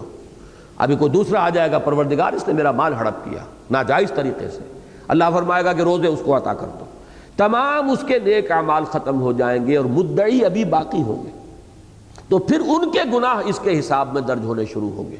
کہ اور تو کوئی چیز ہے نہیں، کوئی کرنسی نہیں ہے سوائے اعمال کے، اعمال ہی سے مبادلہ ہوگا۔ یہاں تک کہ حضور نے فرمایا کہ وہ شخص دوسروں کے گناہوں کے بوجھ تلے دب کر جہنم میں ڈال دیا جائے، وہ نمازیں اور روزے اور حج اور عمرے جو ہیں وہ اسے بچا نہیں سکیں گے اگر حقوق العباد کے معاملے میں اس سے یہ کوتاہیاں ہوئی۔ تو میرے نزدیک قاضی ثناء اللہ پانی پتی رحمۃ اللہ علیہ کی یہ بات زیادہ وزنی ہے کہ در حقیقت یہ تقسیم تو ہر حال میں ہے کہ حقوق اللہ اور حقوق العباد۔ تو یغفر لکم من ذنوبکم، اللہ تعالیٰ تمہارے گناہوں میں سے کچھ کو معاف فرما دے گا، اور یہاں پہ گویا کہ مراد اصلاحی صاحب کے نزدیک یہ ہے کہ جو اب تک کے گناہ ہے وہ معاف فرما دے گا، اور قاضی ثناء اللہ پانی پتی رحمۃ اللہ علیہ کی رائے کے نزدیک جو حقوق اللہ میں تم سے کوتاہیاں تاحال ہوئی ہیں آج تک وہ معاف کر دی جائیں گی۔ وَيُؤَخِّرْكُمْ إِلَىٰ أَجَلٍ مُّسَمًّى، اس میں بھی ایک واقعہ حضرت عمر رضی اللہ تعالیٰ عنہ کا آتا ہے بہت اہم، کہ ایک مرتبہ وہ قحط کی کیفیت تھی تو نماز استسقاء کے لیے قوم کو لے کر آپ باہر نکلے، لیکن جب دعا آپ نے کی تو اس میں صرف استغفار کیا، بارش کے لیے دعا نہیں کی۔ تو اب لوگوں نے کہا کہ آپ نے یہ کیا کیا، ہم تو آئے تھے یہاں بارش کی دعا کرنے۔ تو آپ نے فرمایا کہ در حقیقت استغفار ہے جو روک لگا، جو ہمارے گناہ ہیں وہ ہے کہ جو رحمت خداوندی کو روکے ہوئے ہیں۔ اب جب ہم استغفار کر رہے ہیں، اس میں بھی آگے چل کر آ جائے گا یرسل السماء علیکم مدرارا، اللہ تعالیٰ آسمان کو تم پر چھاجوں برستا ہوا می جو ہے وہ اس شکل کے اندر جو اللہ تعالیٰ تم پر رحمت نازل فرمائے گا، اور یہ ہے صرف مغفرت کا نتیجہ۔ تو یہاں پر بھی وہی ہے کہ اگر تم ایسا کرو گے یغفر لکم من ذنوبکم، اللہ تعالیٰ تمہارے گناہ بخش دے گا، وَيُؤَخِّرْكُمْ إِلَىٰ أَجَلٍ مُّسَمًّى، اور تمہیں مؤخر کرے گا ایک اجل مسمى تک۔ اس لفظ مؤخر میں ایک بات موجود ہے، مضمر ہے، کہ ویسے تو تم عذاب کے مستحق ہو چکے ہو اور تمہاری وہ اجل معین گویا کہ تمہارے سر پر آئی کھڑی ہے، لیکن یہ کہ اب بھی اگر تم توبہ کر لو تو اللہ تعالیٰ ایک خاص مدت تک کے لیے اس عذاب کو ٹال دے گا۔ اس میں پھر بحثیں پیدا ہوتی ہیں کہ اللہ تعالیٰ کی تقدیر جو ہے، کیا اس کو انسان کا طرز عمل، انسان اگر دعا کرتا ہے، توبہ کرتا ہے، استغفار کرتا ہے، تو کیا اس سے وہ تقدیر جو ہے وہ بدل جاتی ہے؟ اس میں مختلف جو ہے ہمارے علماء نے جو اس کا جواب دیا وہ یہ کہ تقدیر دو قسم کی ہے۔ ایک تو تقدیر مبرم ہے، ہر صورت میں وہ ہو کر رہنی ہے اور اس کے کوئی اس کے اندر تبدیلی کا امکان نہیں۔ ایک ہوتی ہے تقدیر معلق، کہ جو مشروط ہوتی ہے کسی چیز کے ساتھ، اگر یہ کرے گا تو یہ ہو جائے گا اور اگر یہ نہیں کرے گا تو یہ نہیں ہوگا۔ تو اس قسم کی جو تقدیر ہوتی ہے تقدیر معلق، اس کو انسان دعا کے ذریعے سے، حدیث میں بھی آیا ہے لا يرد القضاء الا بالدعاء، نہیں لوٹائے جا سکتا اللہ کا فیصلہ مگر دعا کے ساتھ۔ تو دعا کے اندر اللہ تعالیٰ نے اتنی تاثیر رکھی ہے خلوص اور اخلاص کے ساتھ۔ استغفار بھی دعا ہی کی ایک شکل ہے، اللہ تعالیٰ سے اپنے گناہوں کی بخشش کی درخواست۔ تو اس کے نتیجے میں یہ ہے کہ وہ عذاب، اگر تم نہیں کرو گے استغفار، نہیں ایمان لاؤ گے مجھ پر، تو وہ عذاب آیا کہ آیا، لیکن یہ کہ اگر تم یہ شرط پوری کر دو تو اللہ تعالیٰ ابھی اس عذاب کو ٹال دے گا، مؤخر ہو جائے گا۔ لیکن وہ مؤخر ہونا بھی لامتناہی نہیں ہے، اس لیے کہ یہ تو کائنات ہی لامتناہی نہیں ہے۔ تو گویا کہ اس کے بعد جو بھی آئے گا وہ تمہاری طبعی موت ہے، طبعی زندگی جتنی بھی ہے اس وقت تک کے لیے عذاب جو ہے وہ ٹال دیا جائے گا۔ البتہ یہ کہ جو بھی طبعی طور پر تمہاری زندگی کا اور تمہارا اس دنیا میں رہنے کا معاملہ ہے اسی تک صورت ہوگی، یہ نہیں کہ اس سے آگے بات نکل جائے۔ البتہ یہ کہ پھر تم ایک طبعی موت مرو گے، اللہ تعالیٰ کے اس عذاب استیصال کا نشانہ نہیں بنو گے۔ یؤخرکم الی اجل مسمى ان اجل اللہ اذا جاء لا یؤخر لو کنتم تعلمون، اور اللہ کا معین کردہ وقت جب آ جاتا ہے تو پھر اسے ٹالا نہیں جا سکتا۔ جان لو، کاش کہ تم جان لو، کاش کہ تمہیں اس کا احساس اور شعور ہو جائے۔ اب یہ چند الفاظ میں وہ دعوت آ گئی، اب ہے وہ فریاد جو شروع ہو رہی ہے۔ قال رب انی دعوت قومی لیلا ونہارا، حضرت نوح نے عرض کیا پروردگار میں نے اپنی قوم کو پکارا ہے، دعوت پہنچائی ہے، رات بھی دن بھی، دن رات میں لگا رہا ہوں، میں نے کوئی وقت جو ہے مستثنا نہیں رکھا ہے، ہمہ وقت میں اس کام میں لگا رہا ہوں۔ جیسے ہمارے ہاں وہ ہمہ وقتی کارکن کی ایک اصطلاح ہے کہ پروردگار میں نے ہمہ وقت یہ کام کیا ہے، میں نہ دن دیکھا ہے نہ رات دیکھی ہے، میں نے کوئی اپنے آرام یا چین کی فکر نہیں کی ہے۔ دعوت قومی لیلا ونہارا فلم یزدہم دعائی الا فرارا، لیکن نہیں اضافہ کیا ان کے رویے میں میری اس دعوت نے اور میری ان کے پیچھے اس طریقے سے لگے رہنے نے مگر فرار، یہ اور بھاگے اور مجھ سے جو ہے دور ہونے کی انہوں نے کوشش کی، بجائے اس کے قریب آتے۔ جیسے کہ وہ غالب کا ایک شعر ہے کہ جتنا کھینچتا ہوں اور کھینچتا جائے ہے مجھ سے، میں نے جتنا بلایا تیری طرف یہ اور بھاگے مجھ سے بھی اور تجھ سے بھی۔ فلم یزدہم دعائی الا فرارا، ان کا یہ نفور، ان کا یہ استکبار، ان کا یہ فرار بڑھتا چلا گیا۔ وَإِنِّي كُلَّمَا دَعَوْتُهُمْ لِتَغْفِرَ لَهُمْ، اور میں نے جب بھی کبھی جب ان کو پکارا، ان کو دعوت دی تاکہ پروردگار تو انہیں معاف فرما دے، ان کے گناہوں کی مغفرت فرما دے، یعنی تاکہ یہ دعوت قبول کریں، استغفار کریں، ایمان لے آئیں اور اس کے نتیجے میں تیری مغفرت کے مستحق بن جائیں۔ تو یہ گویا کہ اس میں مضمون جو ہے مضمر ہے، اس کو کھولیں گے تو بات پوری یوں ہوگی۔ وَإِنِّي كُلَّمَا دَعَوْتُهُمْ، جب بھی اور جس طرح بھی میں نے انہیں پکارا تاکہ یہ ایمان لائیں، استغفار کریں اور تیری مغفرت کے مستحق بن جائیں، لِتَغْفِرَ لَهُمْ، تاکہ تو انہیں بخش دے، جَعَلُوا أَصَابِعَهُمْ فِي آذَانِهِمْ وَاسْتَغْشَوْا ثِيَابَهُمْ وَأَصَرُّوا وَاسْتَكْبَرُوا اسْتِكْبَارًا، تو انہوں نے اپنی انگلیاں اپنے کانوں میں ٹھوس لی۔ اب دیکھیے یہ ان کو در حقیقت ان آیات میں آئینہ دکھایا جا رہا ہے قریش کو کہ تم یہی کچھ کر رہے ہو آج محمد کے ساتھ صلی اللہ علیہ وسلم۔ آپ کے علم میں ہوگا، یہ تفسیر جو سیرت میں یہ روایات موجود ہیں کہ حضور جب نکلتے تھے اپنی دعوت کے لیے تو خود ابو لہب حقیقی چچا وہ اپنے کانوں میں روئی ٹھوس کر اور انگلیاں ٹھوس کر پیچھے پیچھے چلتا تھا شور مچاتا ہوا کہ لوگوں ان کی بات نہ سننا، یہ جادوگر ہے، اگر اس کی بات تمہارے کانوں میں پڑ گئی تمہارے دل کی حالت تبدیل ہو جائے گی۔ تو خود بھی اپنے کانوں کے اندر انگلیاں ٹھوسے ہوتا تھا تاکہ کوئی بات جو ہے کلام اللہ کا کوئی جملہ جو ہے وہ اس کے کانوں میں نہ پڑ جائے اور وہاں سے ہو کر وہ دل تک نہ اتر جائے اور اس کی کیفیت تبدیل نہ ہو جائے۔ تو در حقیقت یہ تصویر ہے اس معاشرے کی اور وہ طرز عمل کے جو اس وقت لوگ حضور صلی اللہ علیہ وسلم کے ساتھ روا رکھ رہے تھے، اور جس کے نتیجے میں کہ وہ بات جو میں نے عرض کی ہے سأل سائل بعذاب واقع، حضور صلی اللہ علیہ وسلم نے بھی ان کے اس طرز عمل سے مایوس ہو کر گویا کہ اللہ تعالیٰ سے یہ درخواست کی کہ پروردگار اب انہوں نے ٹھکرانے کا، انکار کرنے کا، اعراض کا آخری جو ہے وہ حق ادا کر دیا ہے، لہذا اب یہ مستحق ہو چکے ہیں عذاب کے۔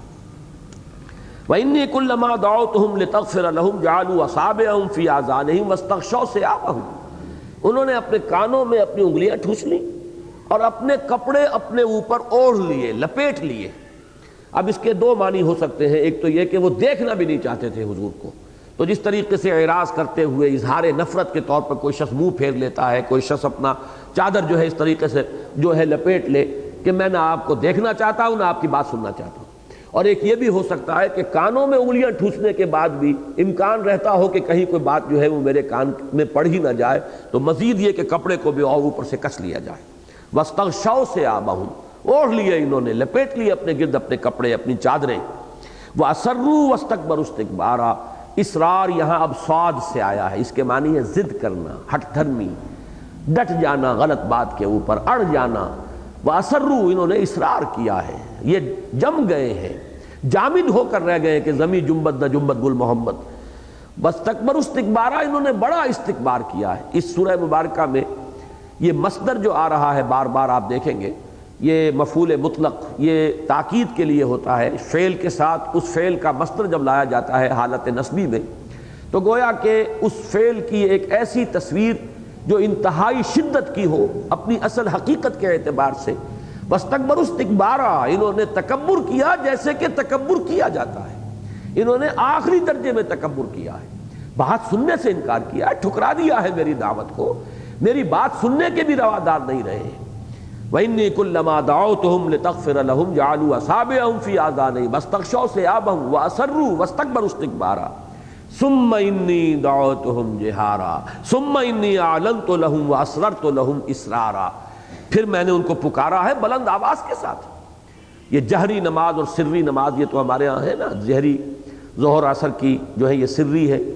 جہری رکعتیں اور سری رکعتیں، تو اس کو ذہن میں رکھیے، ایک ہے آواز سے، بلند آواز سے، اور ایک ہے جا کر خاموشی کے ساتھ خفیہ انداز میں کسی کو علیحدہ لے جا کر کوئی بات سمجھانے کی کوشش کرنا۔ تو یہاں جو الفاظ آئے ہیں ثم انی دعوتہم جہارا، پروردگار پھر میں نے، اس سے گویا کہ یہ نتیجہ نکلتا ہے کہ پہلے جس دعوت کا ذکر ہے وہ پرسنل کانٹیکٹ والا ذکر ہے، اس لیے کہ ثم کا لفظ آیا، ثم در حقیقت تراخی کے لیے آتا ہے، پہلے کسی بات کے بعد پھر جو بات آئے گی وہ لفظ ثم کے ساتھ آئے گی۔ اس کا مطلب یہ ہے کہ پہلے، اور یہ بالکل وہی بات ہے جو سیرت النبی میں ہمیں ملتی ہے کہ 3 برس تک حضور نے صلی اللہ علیہ وسلم، یہ نہیں کہ آپ کی دعوت کے اندر وہ جوش و خروش نہیں تھا، وہ سارا جوش و خروش اور جذبہ موجود تھا، لیکن اعلانیہ نہیں تھی وہ دعوت، وہ آپ نے علی الاعلان نہیں دی تھی بلکہ پرسنل کانٹیکٹ کے ذریعے سے اپنے قریبی عزیزوں کو اور عزیزوں کے ذریعے سے آگے ان کے جاننے والوں کو، جیسے حضرت ابو بکر کے ذریعے سے جو ان کے جاننے والے تھے ان تک بات پہنچ گئی، اور عشرہ مبشرہ میں سے 6 صحابہ جو ہیں وہ ان کی دعوت و تبلیغ کے نتیجے میں ایمان لے آئے۔ تو یہ گویا کہ پرسنل کانٹیکٹ سے چراغ روشن ہو رہا تھا، دیے سے دیا جو ہے وہ جل اٹھ رہا تھا۔ لیکن اس کے بعد پھر وہ مرحلہ آیا فاصدع بما تؤمر، اب آپ کھڑے ہوئے کوہ صفا پر اور آپ نے نعرہ لگایا اور پھر اب آپ نے اعلانیہ دعوت شروع کی۔ تو یہ ثم در حقیقت چونکہ لفظ آیا ہے، تو پہلی دعوت وہ ہے کہ جس کی کیفیت وہ تھی کہ محض پرسنل کانٹیکٹ سے بات کو آپ پہنچا رہے تھے، لیکن اس کے بعد پھر آپ نے علی الاعلان، ڈنکے کی چوٹ، فاصدع بما تؤمر ثم انی دعوتہم جہارا ثم انی اعلنت لہم واسررت لہم اسرارا۔ یہ تیسری بات جب آئی ہے، یہ گویا کہ ان دونوں چیزوں کا مجموعہ بن گیا ہے۔ پہلے مرحلے میں دعوت صرف پرسنل کانٹیکٹ کے ذریعے سے، دوسرے مرحلے میں وہ ایک یعنی اعلانیہ دعوت، علی الاعلان، ڈنکے کی چوٹ، تیسرے مرحلے میں آ کر یہ دونوں کمپوننٹس اس میں شامل ہو گئے۔ پھر میں نے ان کو ظاہری بھی پکارا ہے، علیحدگی میں بھی پکارا ہے، علیحدہ سمجھانے کی بھی کوشش جاری رکھی ہے۔ تو یہ پرسنل کانٹیکٹ کا معاملہ جو یہ کبھی ختم نہیں ہوا کرتا۔ کوئی دعوت، کوئی تحریک، چاہے وہ عوامی مرحلے میں آ گئی ہو لیکن اس کے بعد بھی یہ پرسنل کانٹیکٹ کے ذریعے سے دعوت جو ہے افادیت اس کی انتہائی ہے اور اس کو برقرار رہنا چاہیے. تو میں نے ثم انی اعلنت لہم، اگرچہ پھر ایک تراخی آ رہی ہے، تو یہ دعوت کے 3 مراحل جو ہے اس کو اچھی طرح سمجھ لیجئے. اس میں تیسرا مرحلہ جو ہے وہ بھی ایک گویا کہ مکسچر ہے، ان دونوں چیزوں کا ملا جلا معاملہ ہے کہ ثم انی اعلنت لہم، پھر میں نے ان کے لیے اعلانیہ بھی یہ بات پیش کی، واسررت لہم اسرارا، اور میں نے پھر خاموشی سے بھی خفیہ انداز میں بھی ایک ایک کے ساتھ علیحدگی میں جا کر بھی ان کو سمجھانے کی کوشش کی ہے. یہاں یہ مصدر جو آیا ہے یہ میرا نام آ گیا ہے، اس کو نوٹ کر لیجئے، اس لیے کہ اس کے بارے میں بڑے اشتباہ رہتے ہیں. اکثر لوگ تو نام جو پہلی مرتبہ میرا سنتے ہیں تو وہ سمجھتے ہیں کہ یہ لفظ غلط ہے، اس لیے کہ انہیں یہ تو معلوم ہے کہ سر کی جمع اسرار ہے. صحیح معلوم ہے، سر کہتے ہیں بھید کو، اسرار جو ہے اس کی جمع ہو گئی. تو عام طور پر میرا نام لوگ پروناؤنس ہی کرتے ہیں اسرار، وہ سمجھتے ہیں کہ اس نے غلط نام اپنا رکھ لیا ہے تو ہمیں تو اس کی تصحیح کر دینی چاہیے. لیکن میرا نام جو ہے حقیقت میں اصلاً اسرار ہی ہے. اس پر بڑی بحث چل گئی تھی، یہ سن 82-83 میں جب بڑی کنٹروورسی چل رہی تھی میری ذات کے حوالے سے، وہ خواتین کا معاملہ، تو ہر اعتبار سے مجھ پر جو حملے ہوئے تھے ان میں سے ایک یہ بھی تھا کہ نام ہی غلط ہے ان کا. تو مجھے پھر وہ تحقیق کرنی پڑی، اور جب پھر میں نے لسان العرب کو کنسلٹ کیا تو میں حیران رہ گیا کہ لفظ اسرار جو ہے یہ مصدر ہے افعال سے، سر سے اسرار. اس کے معنی کسی چیز کا چھپانا یا چھپا کر کوئی بات کسی کو بتانا. اظہار میرے بڑے بھائی کا نام ہے، وہ ہے کسی شے کو ظاہر کرنا یا کسی شے کو غالب کرنا. اسرار اس کے برعکس ہے، کسی شے کو چھپا لینا یا چھپا کر خفیہ طریقے سے کسی کو کوئی بات بتانا. جیسے سورہ تحریم میں آیا اذ اسر النبی الی بعض ازواجہ حدیثا، جبکہ نبی صلی اللہ علیہ وسلم نے ایک بات اپنی بعض ازواج میں سے بعض کو بطور راز بتائی. لیکن لسان العرب میں یہ بات پڑھ کر میں حیران رہ گیا کہ یہ لفظ عربی زبان کے ان چند الفاظ میں سے ہے کہ جن میں متضاد معنی بیک وقت موجود ہوتے ہیں. اسرار کے معنی صرف چھپا کر کہنا نہیں ہے بلکہ اس میں اظہار کا مفہوم بھی موجود ہے، اعلانیہ کوئی کہنا بھی اس کے اندر موجود ہے. تو یہ در حقیقت یہ جامع ضدین ہے یہ لفظ کہ اس میں دونوں مفہوم موجود ہیں. تو مجھے پھر اطمینان ہوا کہ نام میرا وہ تو بہت ہی اچھا ہے، والدین نے رکھا ہے کہ یہ دونوں چیزیں اگر اس میں موجود ہیں، یہ لسان العرب کے اندر یہ پوری بحث موجود ہے. بہرحال یہاں پہ مراد جو کچھ ہے وہ یہی کہ میں نے اعلانیہ بھی انہیں سمجھایا اور علیحدہ علیحدہ تنہائی کے اندر اب ان سے علیحدگی میں ان کو سمجھانے کی کوشش کی. فقلت، میں نے کہا کیا؟ فقلت استغفروا ربکم انہ کان غفارا، میں نے ان سے کہا اپنے رب سے استغفار کرو. اور ظاہر بات ہے استغفار سے پہلے ایمان لانا پڑتا ہے. اپنے رب سے استغفار کرو، اس میں مضمر ہے ایمان لاؤ، اس کی توحید کا اقرار کرو، یہ بت پرستی ترک کرو. انہ کان غفارا، بہت اہم بات ہے جو اس کے اندر مضمر ہے، وہ بہت ہی معاف کرنے والا ہے. اس لیے کہ یہ سارا مشرکانہ نظام جو دنیا میں بنتا رہا ہے اس کے در حقیقت جو انڈر لائنگ اس کی فلسفی ہے، اس کی بنیاد کے اندر جو فکر کام کرتا ہے وہ یہ ہے کہ اللہ تو بہت دور ہے، بہت دور ہے، وراء الورا ثم وراء الورا، ہم بڑے پستی کے مکین ہیں، ہم تو ہیچ ہیں، ہماری بات تو وہاں تک پہنچ نہیں سکتی. کوئی سفارشی درکار ہے، کوئی درمیانی ایسے وسیلے ہوں کہ وہ ہماری سفارش کریں. اس حوالے سے وہ سارا نظام چلتا ہے کہ وما نعبدهم الا ليقربونا الى الله زلفا،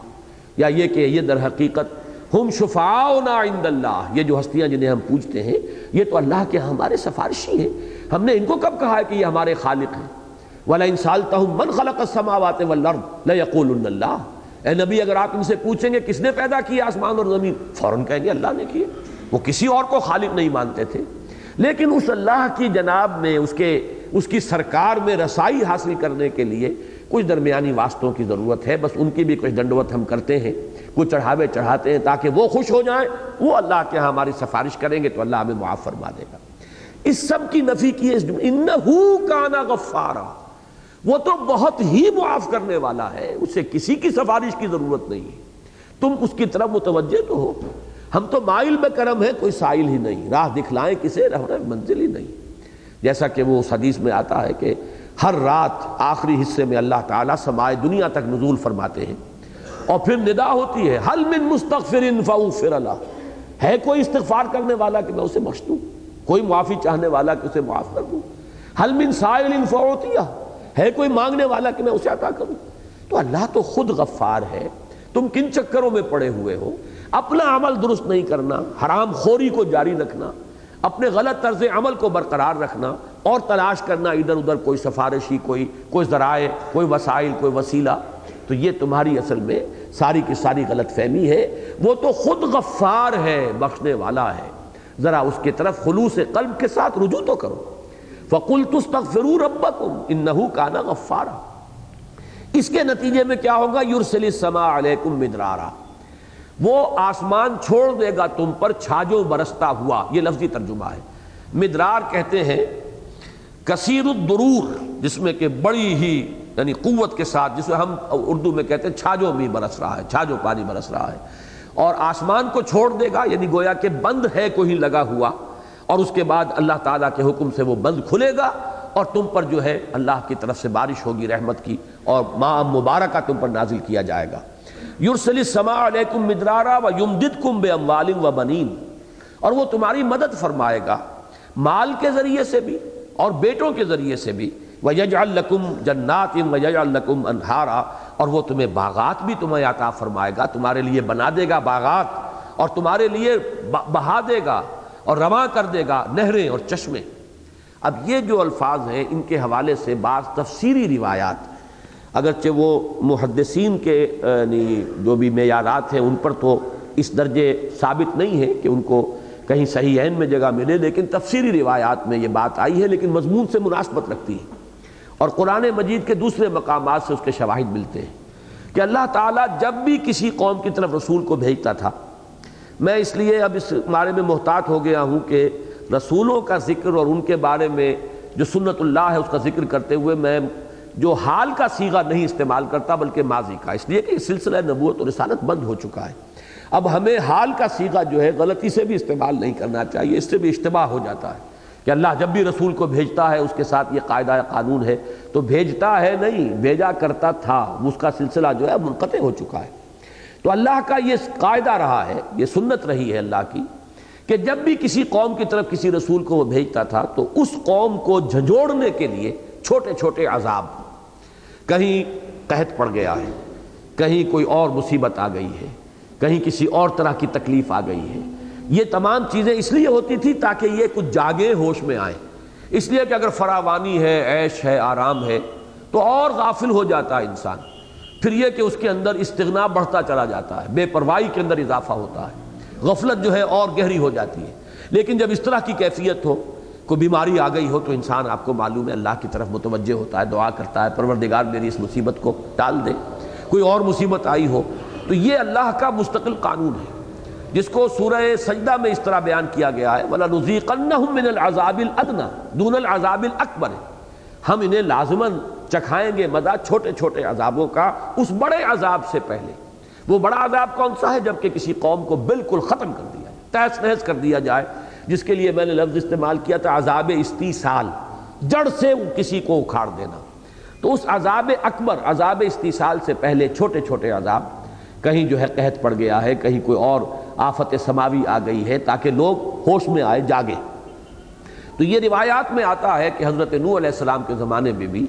جبکہ ان کی قوم جو ہے اعراض اور انکار پر اصرار کر رہی تھی، سواد والا اصرار، تو ان پر بھی قحط آیا بہت شدید، اور اچانک ان کے ہاں بچوں کی پیدائش کا سلسلہ بھی رک گیا۔ معلوم ہوتا ہے جیسے پوری قوم بانجھ ہو گئی، گویا کہ نسل ختم ہوا چاہتی ہے۔ یہ 40 برس کا عدد آیا ہے کہ مسلسل نہ کسی بچے کی پیدائش ہو رہی ہے کسی گھر میں، اور بارش نہیں برس رہی ہے، شدید قسم کا ان کے اوپر جو ہے قحط کا عالم ہو گیا۔ اس میں کچھ یعنی معلوم ہوتا ہے کہ ان روایات کے ساتھ ان الفاظ کی مناسبت ہے۔ فَقُلْتُ اسْتَغْفِرُوا رَبَّكُمْ، میں نے ان سے کہا استغفار کرو اپنے رب سے۔ اور اسی کے حوالے سے میں نے عرض کیا تھا حضرت عمر کا وہ واقعہ کہ انہوں نے بارش کی دعا نہیں کی، استغفار کیا۔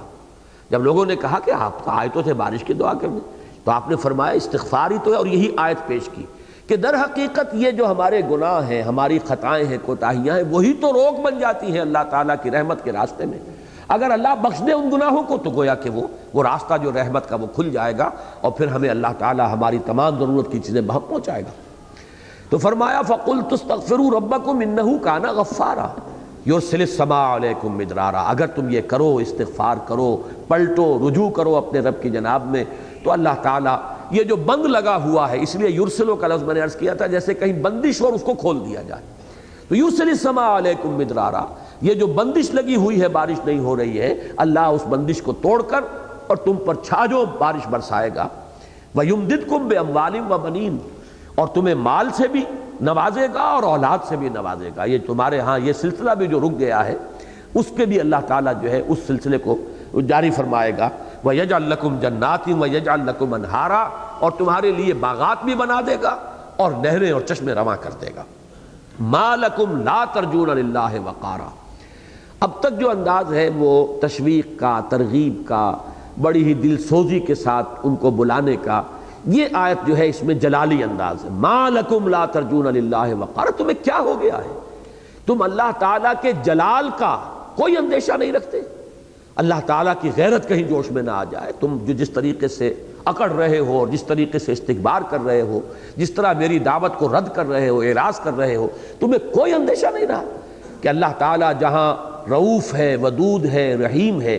وہیں پھر ذو انتقام بھی ہے، شدید الانتقام، بہت سخت انتقام لینے والا، سخت سزا دینے والا، شدید العقاب۔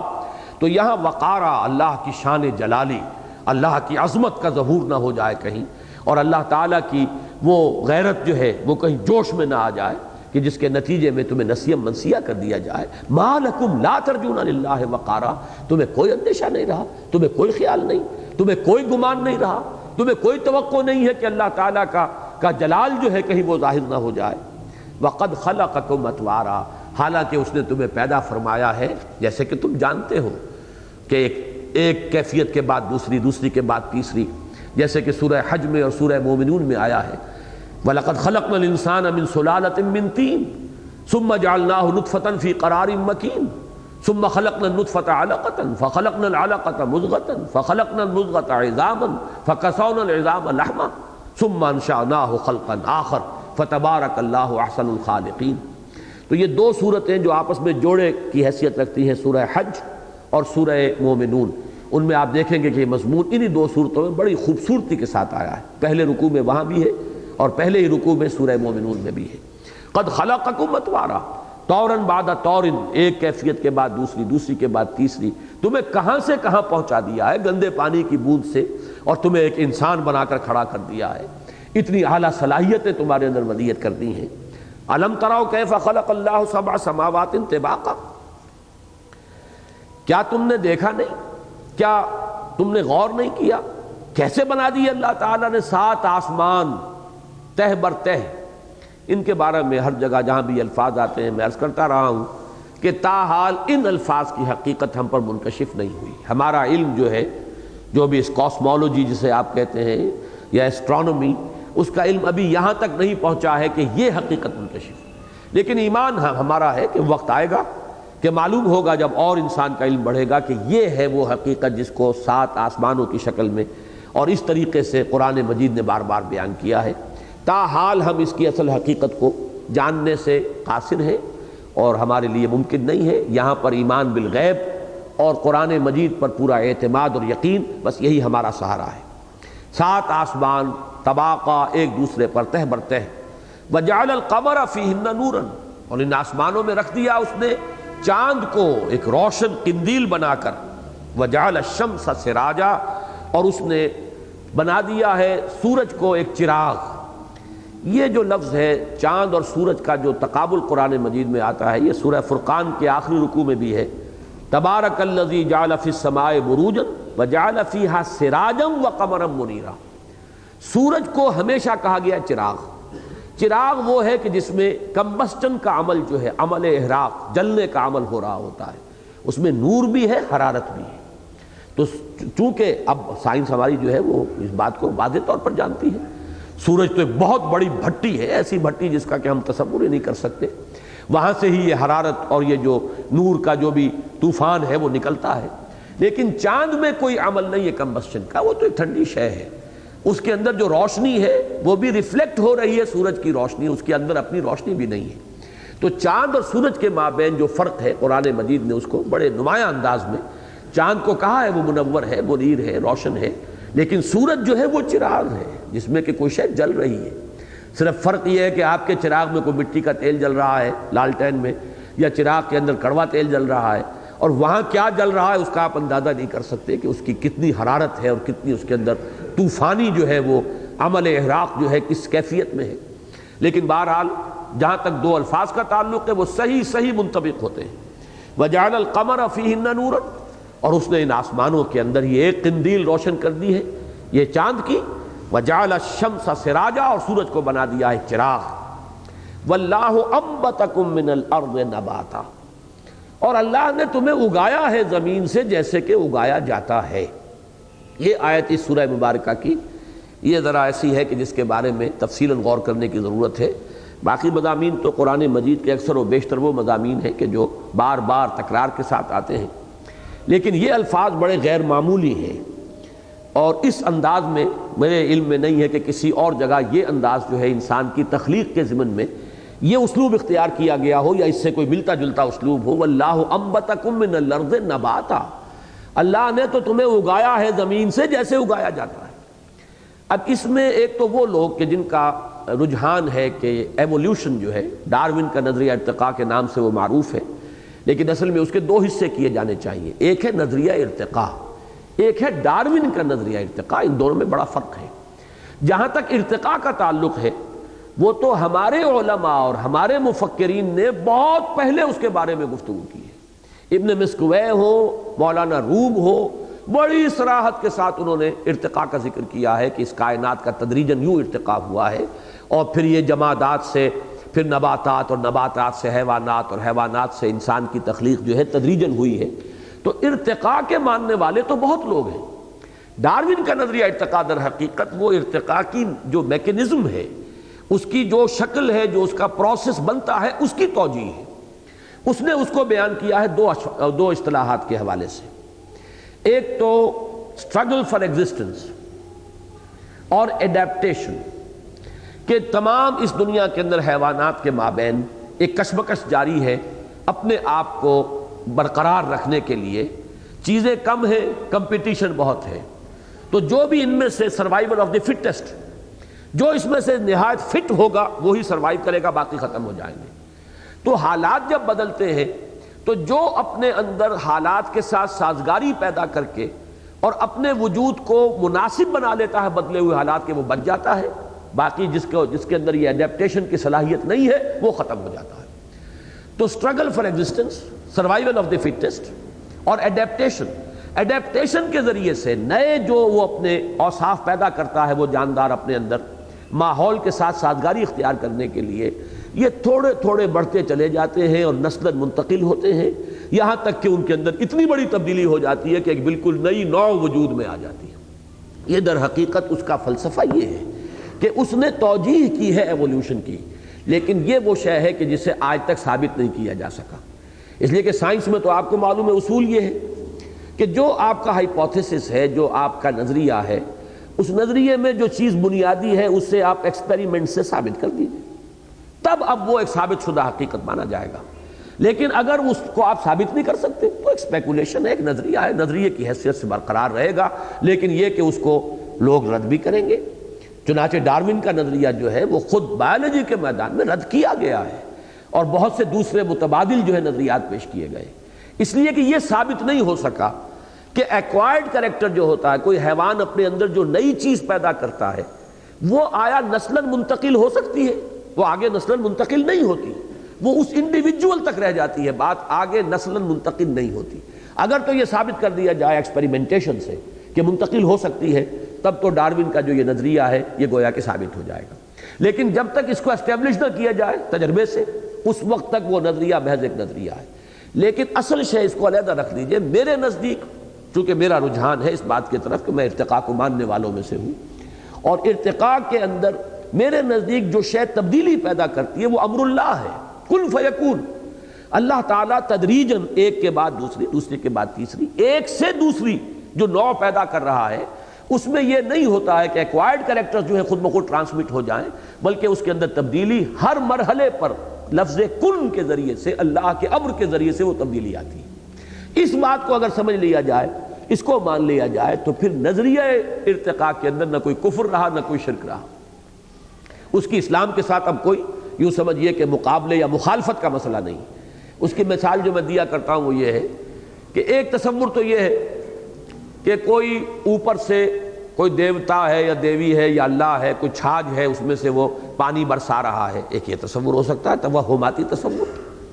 ایک تصور یہ ہے کہ نہیں صاحب، یہ تو ہم نے جان لیا، ہمیں معلوم ہو گیا بارش کیسے برستی ہے، وہ تو سمندر سے بخارات اٹھتے ہیں، پھر وہ اوپر جاتے ہیں، ٹھنڈے ہو جاتے ہیں، تو وہ پھر بادلوں کی شکل اختیار کرتے ہیں، پھر ہوائیں ان کو لے کر دور دراز جگہ پر جاتی ہیں، پھر وہ کہیں پہاڑوں سے ٹکراتے ہیں یا کوئی اور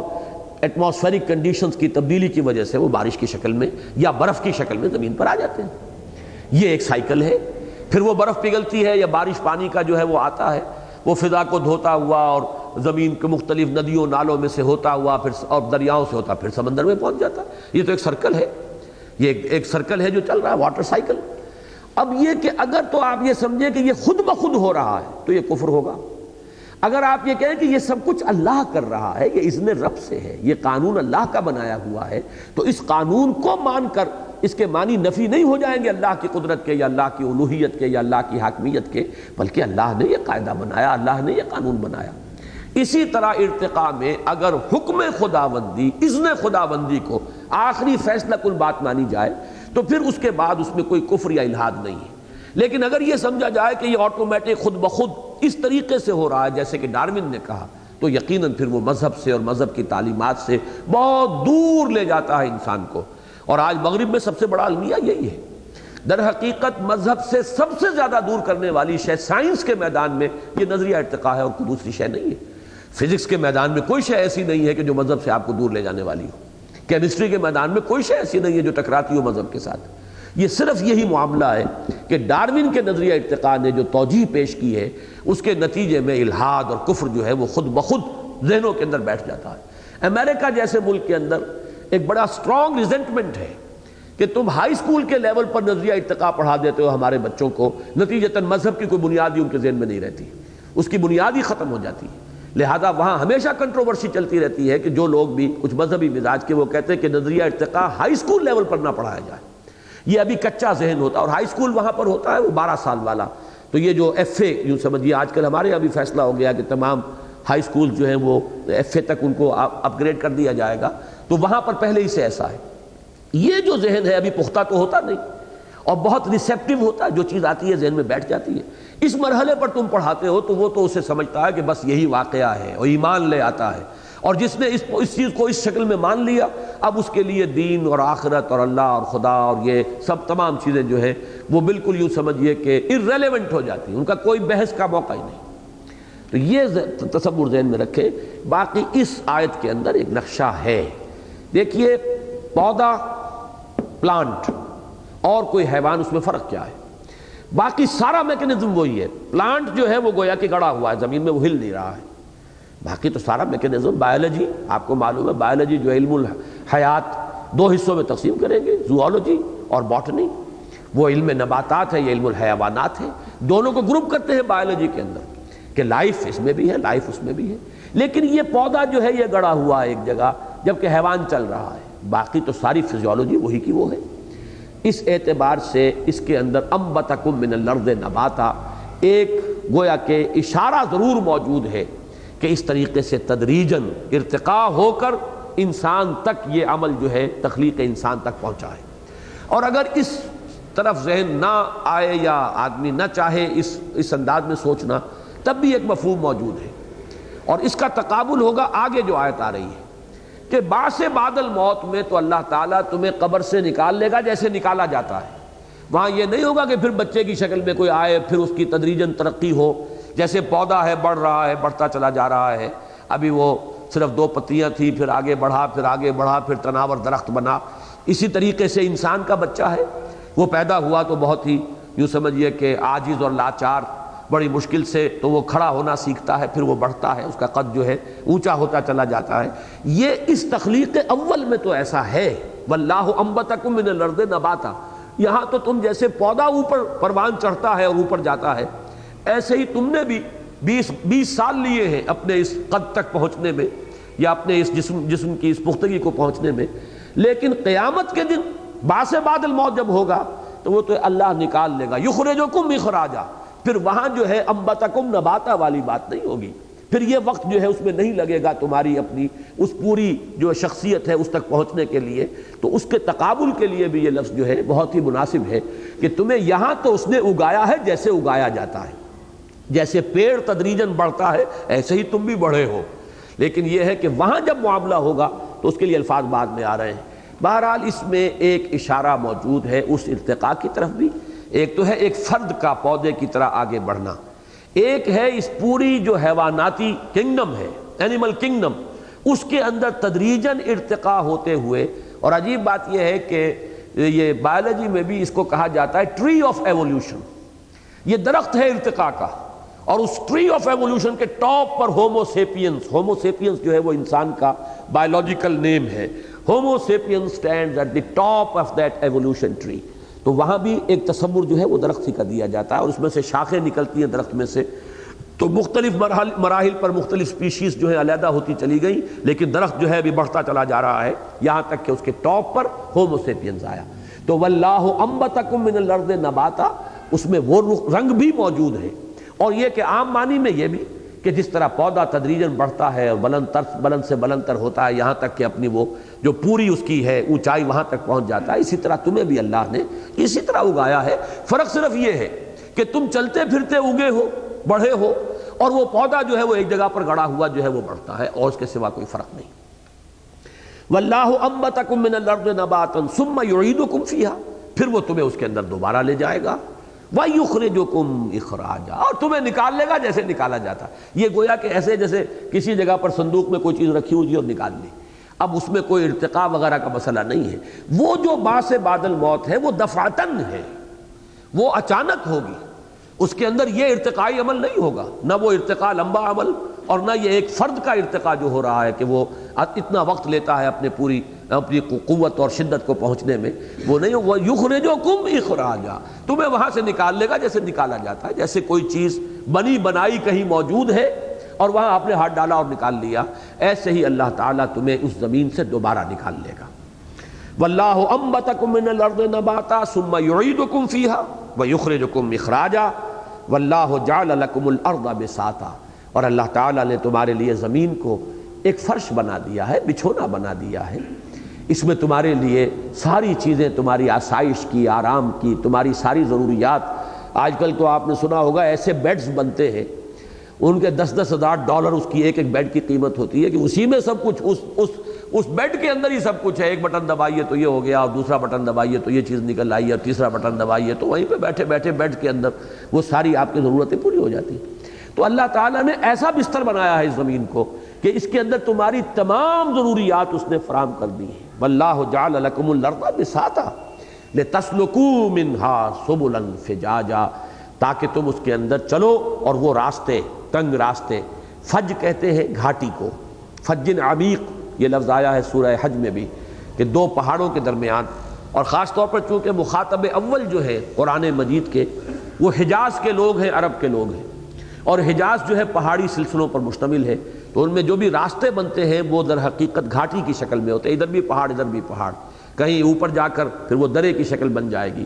تو یہ اللہ نے تمہارے لیے راستے بنا دیے ہیں. اونچے اونچے پہاڑ ہیں لیکن انہی میں ایسے درے رکھ دیے ہیں کہ آسانی سے تم ان کو کراس کرتے ہو اور اس زمین کے اندر گھومتے پھرتے ہو. اب یہ تو گویا کہ حضرت نوح علیہ السلام کی دعوت. اب اس میں کس اسلوب سے، کس انداز سے، کس پیرائے میں، کتنے دل نشین انداز میں انہوں نے باتیں کی ہیں، اللہ تعالیٰ کی عظمت کو کیسے واضح کیا ہے، اللہ کی خلاقی کا کیسے ان کو تصور دیا ہے. یہ ساری چیزیں ہر داعی دین کے لیے جو بھی اللہ کی طرف لوگوں کو بلانا چاہتا ہو، داعی اللہ، اسے ایک ایک لفظ کو اچھی طرح سمجھنا چاہیے کہ یہ ایک گویا کہ کردار ہمارے سامنے آ رہا ہے، نمونے کا کردار. اور اسی میں یوں سمجھیے کہ حضور صلی اللہ علیہ وسلم کی شخصیت موجود ہے. اسی انداز میں حضور بلا رہے تھے. یہی مراحل تھے، پہلے وہ بالکل پرسنل کانٹیکٹ کے ذریعے سے دعوت، پھر اس کے بعد اعلان دعوت، لیکن اس کے بعد یہ کہ وہ سلسلہ جو ہے اسررت لہم اسرارا والا سلسلہ بھی جاری رہا اور یہ دعوت آگے بڑھی ہے. لیکن حضرت نوح علیہ السلام کی قوم نے جس طریقے سے ان کی دعوت کو رد کیا ہے، اب اس کا نقشہ ہے. قال نوح رب انہم عصونی، فریاد کی نوح نے، میں نے اب قالا کا ترجمہ کیا ہے، فریاد کی نوح نے. اے میرے رب، ربی کا در حقیقت یہ مخفف ہے رب، اے میرے پروردگار، انہم عصونی، انہوں نے میری نافرمانی کی ہے، میری بات ماننے سے انکار کیا ہے، میری دعوت کو رد کر دیا ہے، واتبعوا من لم یزدہ مالہ وولدہ الا خسارا، اور انہوں نے پیروی کی ہے انہی لوگوں کی جن کو ان کے مال اور اولاد نے سوائے گھاٹے کے اور کچھ نہیں دیا۔ یہ لفظی ترجمہ میں نے کیا ہے۔ انہوں نے پیروی کی واتبعوا من، ان کی، من لم یزدہ، جس کو کہ نہیں اضافہ کیا ہے، مالہ، اس کے مال نے، وولدہ، اور اس کی اولاد نے، الا خسارہ، مگر گھاٹا اور خسارہ۔ یعنی تو نے انہیں اولادوں سے نوازا، تو نے انہیں دولتیں دی، یہ جو سرداران قوم ہیں، لیکن ان کی اولاد اور مال کی وجہ سے سرکشی بڑھتی چلی گئی۔ بجائے اس کے کہ شکر کرتے تو یہی مال و اولاد ان کے لیے خیر کا ذریعہ بن جاتی، لیکن انہوں نے چونکہ کفران نعمت کیا، گھمنڈ کیا، تکبر کیا، تو تیری دی ہوئی یہ نعمتیں ان کے حق میں گویا کہ خسارے کا ذریعہ بن گئی، خسارے کا سبب بن گئی، ان میں تمرد، شیطنت، استکبار، غرور پیدا ہوا، جس کی وجہ سے وہ میری دعوت کو ٹھکرا رہے ہیں، میری پکار پر لبیک نہیں کہہ رہے۔ تو پروردگار، انہوں نے میرا کہنا نہیں مانا، اپنے انہی سرداروں کا مانا۔ اصل میں اس لفظ کو یوں سمجھیے کہ بجائے اس کے کہ یہ کہا جائے کہ انہوں نے اپنے امراء اور سرداروں ہی کا کہنا مانا، ان امراء اور سرداروں کی شخصیت کا تجزیہ کر کے بیان کر دیا کہ جن کو ان کے مال اور ان کی اولاد نے گھمنڈ میں مبتلا کر دیا ہے، ان کی پیروی کی ہے۔ قال نوح رب انہم عصونی واتبعوا من لم یزدہ مالہ وولدہ الا خسارا۔ پروردگار، انہوں نے میری بات ماننے سے انکار کیا ہے، رد کر دی ہے میری دعوت، اور اتباع کیا ہے اپنے انہی سرداروں کا، چودھریوں کا، کہ جن کے اندر ان کے مال اور اولاد کی وجہ سے غرور اور تکبر بڑھتا چلا گیا ہے۔ وَمَكَرُوا مَكْرًا كُبَّارًا، کبار یہ کبیر سے مبالغے کا صیغہ ہے، انہوں نے بڑی چال چلی ہے۔ یعنی یہ جو آج کل آپ کے ہاں الفاظ استعمال ہو رہے ہیں، ڈس انفارمیشن، تو یہ جو پروپیگنڈے ہوتے ہیں دنیا میں، یہ ہمیشہ سے رہے ہیں۔ اس طریقے سے عوام کو جو ہے کسی بات کی طرف متوجہ نہیں ہونے دینا چاہتے آپ، تو وہ تمام ذرائع ابلاغ جو ہے اس وقت کسی کی کریکٹر اسیسینیشن کے اوپر جو ہے وہ مرتکز ہو جائیں گے کہ اس کی شخصیت کو اس طرح مجروح کر دیا جائے کہ لوگ اس کی بات ہی نہ سنیں، یا کوئی آلٹرنیٹ دلچسپیاں پیدا کر دی جائیں گی، جیسے کہ سورہ لقمان کے شروع میں ہے کہ انہوں نے ایسے مشغلے ایجاد کر لیے ہیں کہ یہ انہی کے اندر گم ہو کر رہ گئے، دلچسپیاں انہی میں ہو گئی۔ اب کوئی سنجیدہ بات سننے کے لیے ان کے پاس وقت ہی نہیں ہے، کسی بات پر غور کرنے کے لیے انہیں کہیں فرصت ہی نہیں ملتی، بلکہ اس قسم کے مشغلوں کے اندر انہیں الجھا دیا گیا ہے۔ جیسے کہ خود مکے کے بھی ایک سردار نے یہ کیا تھا کہ وہ جا کر لایا، کچھ مغنیات لے کر آیا اپنے ساتھ، گانے والیاں، کہ ان کی محفلیں ہوں اور لوگ ان کے اندر جو ہے مگن رہیں اور محمد کی دعوت صلی اللہ علیہ وسلم کی طرف ان کو توجہ نہ ہو۔ یہ وہ سورہ لقمان کی ابتدائی آیات میں جس کا ذکر ہے، اس کے اندر تفسیری روایات میں یہ واقعہ درج ہے۔ تو انہوں نے بڑا مکر کیا ہے، بڑی چال چلی ہے، ہر تدبیر اختیار کر لی ہے اپنی قوم کی مت مارنے کے لیے اور ان کو اس راستے سے روکنے کے لیے۔ اور اس میں ان کی سب سے بڑی چال کیا ہے، اب ذرا نوٹ کیجئے، وہ جو عصبیت ہوتی ہے، نسل بعد نسل کچھ معبود ہیں مانے جا رہے ہیں، کچھ کو پکارا جا رہا ہے، کچھ کے نام کی نیاز چلی آ رہی ہے، دی جا رہی ہے نسل بعد نسل، ان کے ساتھ ایک ایسی عصبیت کا رشتہ قائم ہو جاتا ہے کہ پھر اب ان کی دہائی دی جاتی ہے، دیکھو یہ تمہارے ان دیوتاؤں کے جو ہے یہ منکر ہیں، یہ فلاں تمہارے بزرگوں کا جو ہے وہ ان کا انکار کرنے والے ہیں، یہ ان کے قائل نہیں ہیں، یہ ان کی نفی کرنے والے ہیں، ان کی بات نہ سننا۔ وہ بات ہے جو یہاں آ رہی ہے، وَمَكَرُوا مَكْرًا كُبَّارًا، انہوں نے بڑی چال چلی، بہت بڑی مؤثر تدبیر اختیار کی، اور وہ کیا ہے، وَقَالُوا لَا تَذَرُنَّ آلِهَتَكُمْ، دیکھنا ہرگز نہ کہیں چھوڑ بیٹھنا اپنے معبودوں کو، وَلَا تَذَرُنَّ وَدًّا وَلَا سُوَاعًا وَلَا يَغُوثَ وَيَعُوقَ وَنَسْرًا، اور دیکھنا ہرگز کہیں اس نوح کی باتوں میں آ کر تم اپنے ان معبودوں کو اور اپنے بزرگوں کو نہ چھوڑ بیٹھنا، نہ ود کو، نہ سوا کو، نہ یغوث کو، نہ یعوق کو، نہ نسر کو۔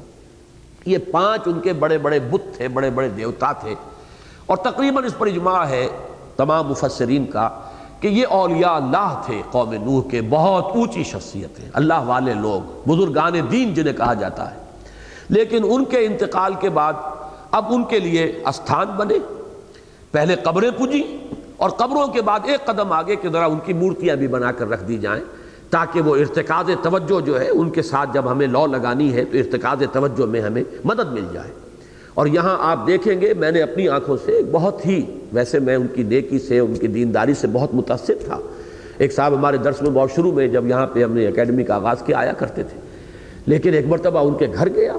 تو باقاعدہ دیوار پر تصویریں لگی ہوئی، معین الدین چشتی رحمۃ اللہ علیہ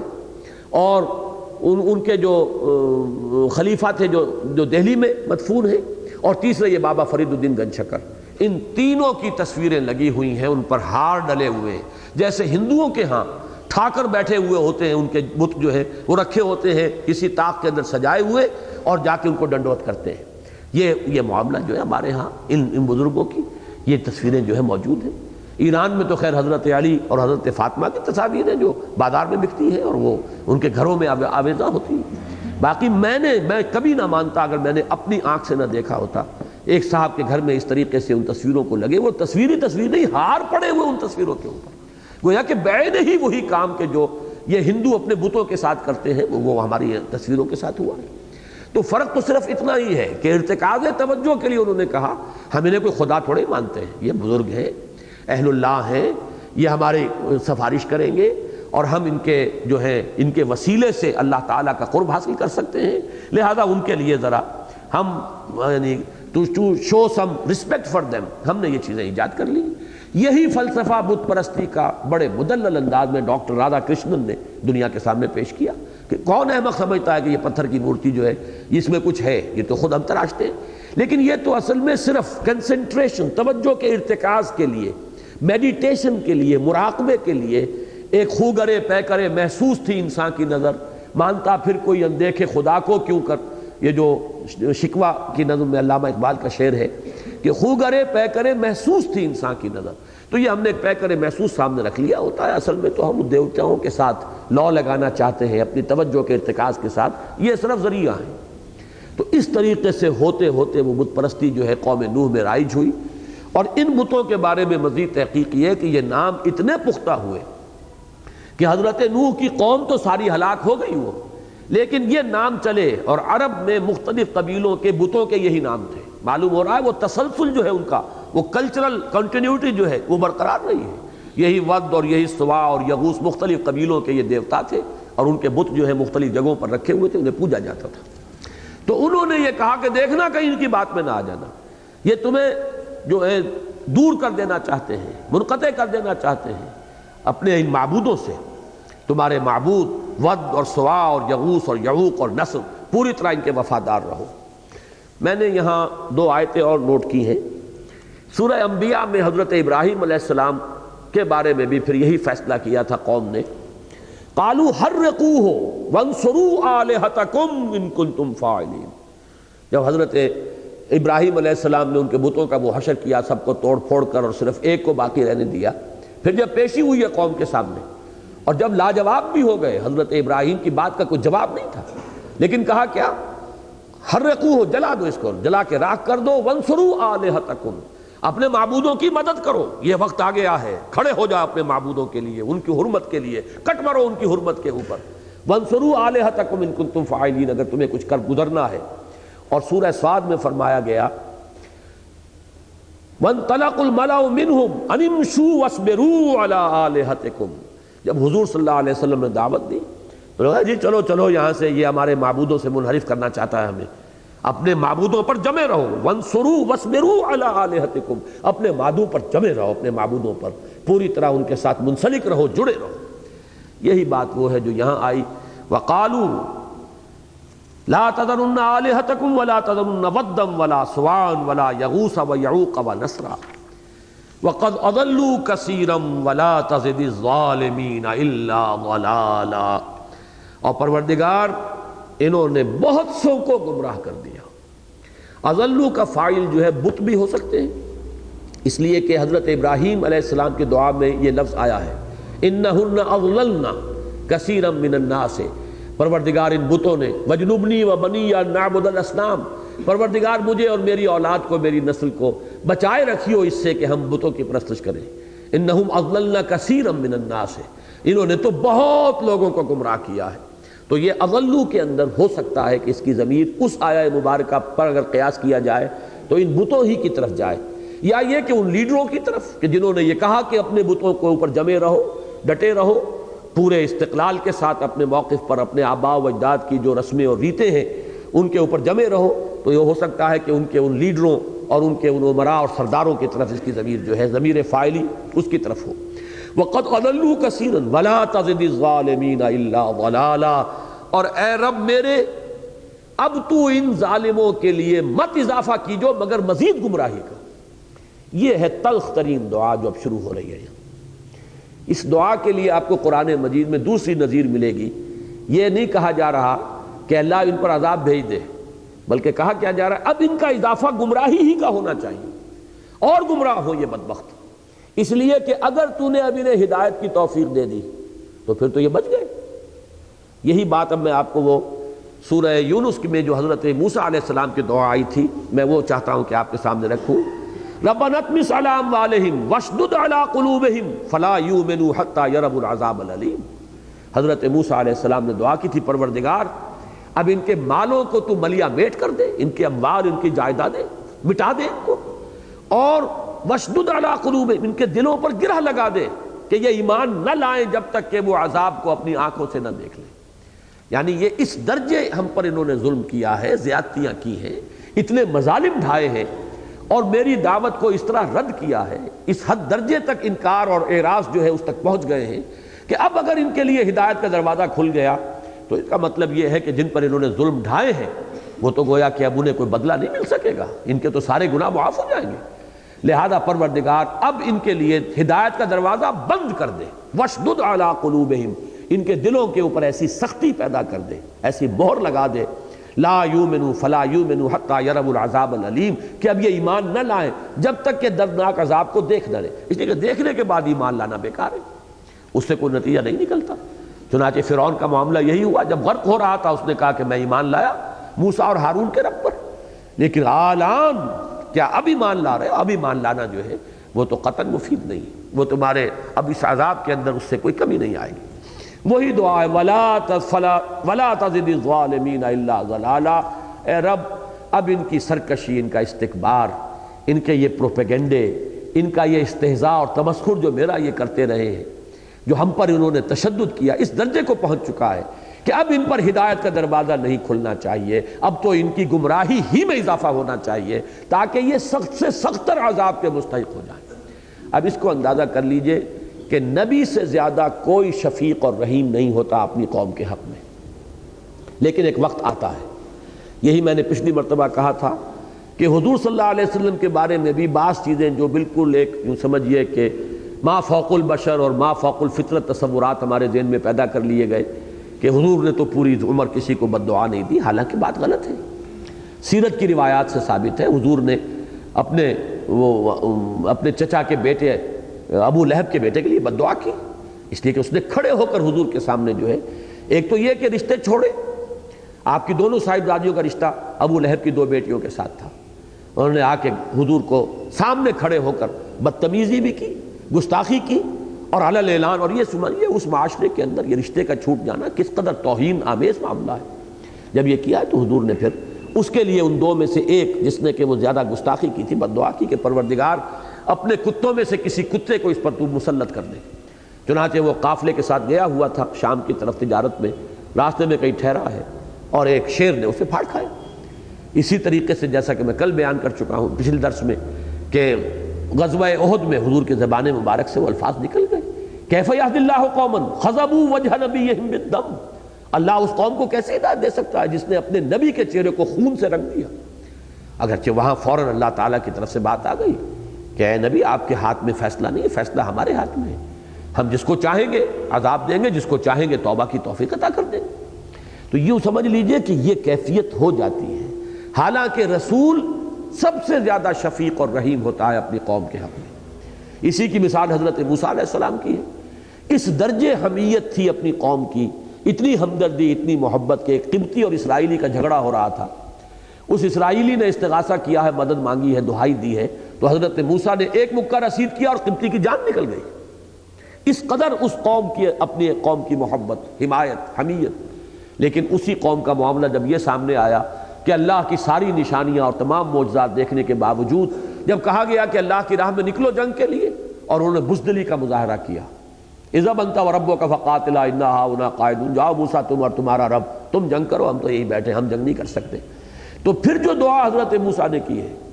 کہ پروردگار رب انی لا املک الا نفسی واخی فافرق بیننا وبین القوم الفاسقین، اے اللہ اب ہمارے اور ان فاسقوں کے درمیان تو تفریق کر دے، اب میں ان کے ساتھ رہنا نہیں چاہتا۔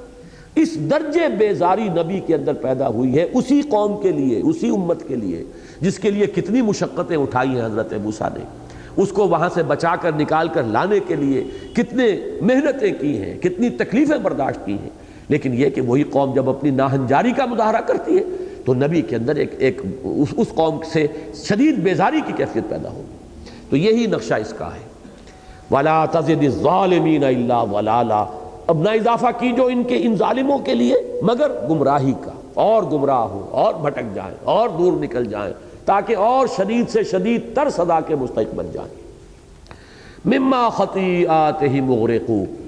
یہ اس دعا کی یوں سمجھیے کہ اللہ تعالیٰ کے ہاں جو مقبولیت کی کیفیت تھی اس کے ظہور کے لیے، حالانکہ حضرت نوح کی دعا ابھی آگے چل رہی ہے، درمیان میں اللہ تعالیٰ نے فوری طور پر اس کا جو نتیجہ ہے اس کو بیان کیا، مما خطیئاتہم مغرقون، اپنی ان خطاؤں اور اپنی اس معصیت کی وجہ سے ان کی بنا پر وہ غرق بھی کر دیے گئے، وَأُدْخِلُوا نَارًا، اور داخل کر دیے گئے آگ میں، فَلَمْ يَجِدُوا لَهُم مِّن دُونِ اللَّهِ أَنصَارًا، تو نہیں پایا انہوں نے اپنے لیے اللہ کے سوا کوئی بھی مددگار۔ کہاں گئے وہ ود اور سوا اور یغوث اور یعوق اور نصر، کوئی نہیں تھا جو ان کو بچانے والا ہو۔ یہاں ایک تفسیری اشکال ہے کہ جہاں تک جہنم میں داخلے کا تعلق ہے وہ تو ہمیں معلوم ہے کہ وہ تو ہوگا قیامت کے بعد، حساب کتاب کے بعد، اس سے پہلے عذاب قبر سے ہم واقف ہیں، عذاب قبر۔ تو یہاں پر اکثر مفسرین نے تو اس کو عذاب قبر ہی مراد لیا ہے، کیونکہ الفاظ میں جو حدیث میں آتے ہیں وہ یہ ہے کہ ہر قبر جو ہے وہ یا تو جنت کے باغیچوں میں سے کوئی باغیچہ ہے یا دوزخ کے گڑھوں میں سے کوئی گڑھا ہے۔ یہ کیفیت جو ہے یہ گویا کہ اس موت کے فوراً بعد عالم برزخ میں انسان پر طاری ہو جاتی ہے۔ یہ ہے اس کی تعبیر کہ گویا کہ ایک آگ تو وہ ہے جس میں وہ داخل ہو چکے، اس میں چونکہ تنکیر ہے نارن تو گویا کہ اس کو علیحدہ کیا گیا، نکرہ، النار نہیں ہے، النار تو ہو تو وہ جو نار جہنم ہے وہ معین ہو جائے گی، لیکن یہ کہ اس وقت بھی غرق ہونے کے فوراً بعد، غرق ہونا تو ان کا وہ عذاب استیصال ہے جو دنیا میں آیا، لیکن اصل میں غرق ہونا جو ہے وہ ایک شخص کے لیے شخصی طور پر کوئی بہت زیادہ تکلیف دہ شے نہیں ہے۔ جب آدمی ڈوبتا ہے چند لمحے اس کے ہوں گے جو اس کے ہوش میں ہوں گے، جو تکلیف اسے ہوگی، اس کے بعد بے ہوش ہوا اور ختم ہوا۔ اصل میں تو عذاب جو ہے وہ اب اس عالم برزخ میں ان پر شروع ہوا ہے، اور وہ گویا کہ ان کے اخروی عذاب کا یہ پیش خیمہ ہے، یہ اس کی ایک ریفلیکشن ہے۔ جیسے آپ کہتے ہیں coming events cast their shadows before, آنے والے واقعات جو ہے پہلے سے ان کے سائے پڑنے شروع ہو جاتے ہیں، تو یہ ان کے عذاب جہنم کا سایہ ہے جو اس عالم برزخ میں ان پر پڑ رہا ہے۔ بعض حضرات جو ہیں وہ چونکہ کچھ لوگ ایسے ہیں عقلیت پرست کہ وہ عذاب قبر کے قائل نہیں ہوتے، تو وہ اس کی تعویل کچھ اور کرتے ہیں کہ در حقیقت یہ اتنا یقینی ہے کہ ماضی کا صیغہ استعمال کیا گیا، ورنہ یہ ابھی ہونے والی بات ہے، ہوگی مستقبل میں۔ یہ اسلوب ہے قرآن مجید کا کہ قیامت کے حالات، آخرت کے، جنت کے، دوزخ کے واقعات کو بیان کرتے ہوئے اکثر ماضی کا صیغہ آ جاتا ہے، اور ماضی کا صیغہ جو عربی زبان میں کسی شے کے حتمی، قطعی، یقینی ہونے کے لیے بھی اس کے مظہر کے طور پر آتا ہے۔ تو یہ ایک تعویل یہ ہے، لیکن ہم چونکہ تسلیم کرتے ہیں احادیث صحیحہ میں خبر ہے یہ عذاب قبر کی، عالم برزخ کے اندر بھی معقول بات بھی ہے، سمجھ میں آتا ہے۔ اس کی سادہ سی مثال تو یہ ہے جو میں دیا کرتا ہوں کہ بچوں نے امتحان دیا ہوا ہے، اب ہر ایک کو پتا ہے میں نے کیا کیا ہے، رزلٹ تو ڈکلیئر ہوگا 31 مارچ کو، لیکن یہ کہ پہلے سے جان سوکھتی رہتی ہے ان کی کہ یہ کیا ہونے والا ہے، معلوم ہے جو کیا ہے۔ جن لوگوں نے اچھے پرچے کیے وہ اپنے عیش میں ہیں، وہ منتظر ہوتے ہیں، جیسے سورہ قیامہ میں آیا ہے وجوہ یومئذ ناظرۃ الی ربہا ناظرہ، چہرے تر و تازہ ہوں گے اپنے رب کی رحمت کے امیدوار، اپنے رب کی طرف دیکھتے ہوئے، اس لیے کہ انہیں پتا ہے بل الانسان علی نفسہ بصیرہ، انسان اپنے نفس پر بصیرت رکھتا ہے، اسے پتا ہے میں کیا کر کے آیا ہوں، اور امیدوار ہے اللہ تعالیٰ کی رحمت کا۔ ووجوہ یومئذ باسرۃ تظن ان یفعل بہا فاقرہ، اور بہت سے چہرے اس دن ہوں گے سوکھے ہوئے، اور ان کو یہ گمان ہوگا کہ اب ان کے ساتھ وہ سلوک ہوگا کہ جو ریڑھ کی ہڈیوں کو توڑ دینے والا۔ تو یہ تو پہلے سے موجود ہے، گویا کہ نتیجہ ڈکلیئر بعد میں ہوگا، لیکن چہروں پر لکھا ہوا نتیجہ پہلے سے نظر آ جاتا ہے۔ یہی در حقیقت قبر میں یا عالم برزخ میں اس آخری انجام کا ایک عکس ہے جو پڑتا ہے، اور اسی کو حضور نے فرمایا یا وہ جنت کے باغیچوں میں سے ایک باغیچہ ہے اور یا دوزخ کے گڑھوں میں سے ایک گڑھا ہے۔ مما خطیئاتہم اغرقوا وادخلوا نارا فلم یجدوا لہم من دون اللہ انصارا، اس میں نفی ہے ان کے پورے فلسفہ شرک کی کہ انہوں نے ان معبودوں کو کیوں پوجا، کیوں یہ نظر اور نیاز کے سلسلے چلتے تھے، کیوں یہ چڑھاوے ہوتے تھے، یہ سب کچھ تو اسی لیے تھا کہ یہ اللہ کے ہاں ہمارے مددگار بنیں گے۔ تو کوئی مدد انہیں نہیں مل سکی یا کوئی مدد انہیں نہیں مل سکے گی۔ وقال نوح رب لا تذر علی الارض من الکافرین دیارا، اور کہا نوح نے میرے رب اب تو اس زمین پر کوئی گھر بستہ نہ چھوڑ، کافروں میں سے کسی کو زندہ نہ چھوڑ۔ یہ دیار جو ہے کسی دار میں رہنے والا، جو کہ ما فی الدار دیار، اس کے معنی یہ ہے کہ گھر بالکل خالی ہے، اس گھر کے اندر کوئی بسنے والا نہیں ہے، دار ہے دیار نہیں ہے، جو بھی اس گھر کو آباد کرنے والا ہے وہ دیار ہے۔ لا تذر علی الارض من الکافرین دیارا، پروردگار اب تو زمین پر کافروں میں سے کسی ایک کو بھی بستا نہ چھوڑ۔ اس میں ذرا مسئلہ ہے جو تاریخ سے متعلق ہے۔ اکثر خیال یہ ہے کہ یہ عذاب جو آیا ہے یہ پوری دنیا میں آیا، یہ جو طوفان نوح ہے، لیکن زیادہ صحیح بات یہی معلوم ہوتی ہے کہ در حقیقت اس وقت تک نوع انسانی ابھی محدود تھی اسی علاقے میں، اور وہیں پر وہ عذاب آیا ہے۔ یہ جو علاقہ ہے جس کو آج کل ہم کردستان کے نام سے جانتے ہیں، جو اس وقت 5 ملکوں میں منقسم ہے، تھوڑا سا حصہ اس کا ایران میں ہے، خاصا بڑا چنک اس کا عراق میں ہے، کچھ حصہ اس کا شام میں ہے، کچھ حصہ اس کا ترکی میں ہے، اور کچھ روس میں ہے۔ یہ علاقہ ہے زیادہ تر پہاڑی علاقہ ہے، اسی میں وہ پہاڑی جودی جو ہے جس پر کہ حضرت نوح علیہ السلام کی کشتی جا کر پھر ٹکی ہے، اور جیسا کہ بعض مفسرین نے لکھا ہے کہ بعض جو ہوائی جہاز پائلٹس ہیں انہوں نے دیکھا ہے کہ ایک پہاڑی کے اوپر، چوٹی کے اوپر کوئی شے کشتی سے مشابہ جو ہے وہ نظر آتی ہے، لیکن کوئی ایکسپیڈیشن وہاں اس لیے نہیں جا سکتی کہ اس پہاڑ تک جانے کا راستہ صرف رشیا سے ہے، وہ اپروچیبل جو ہے باقی کسی اور ملک سے اپروچیبل نہیں ہے، صرف رشین سائڈ سے اس کو اپروچ کیا جا سکتا ہے، وہاں تک پہنچا جا سکتا ہے، واللہ عالم۔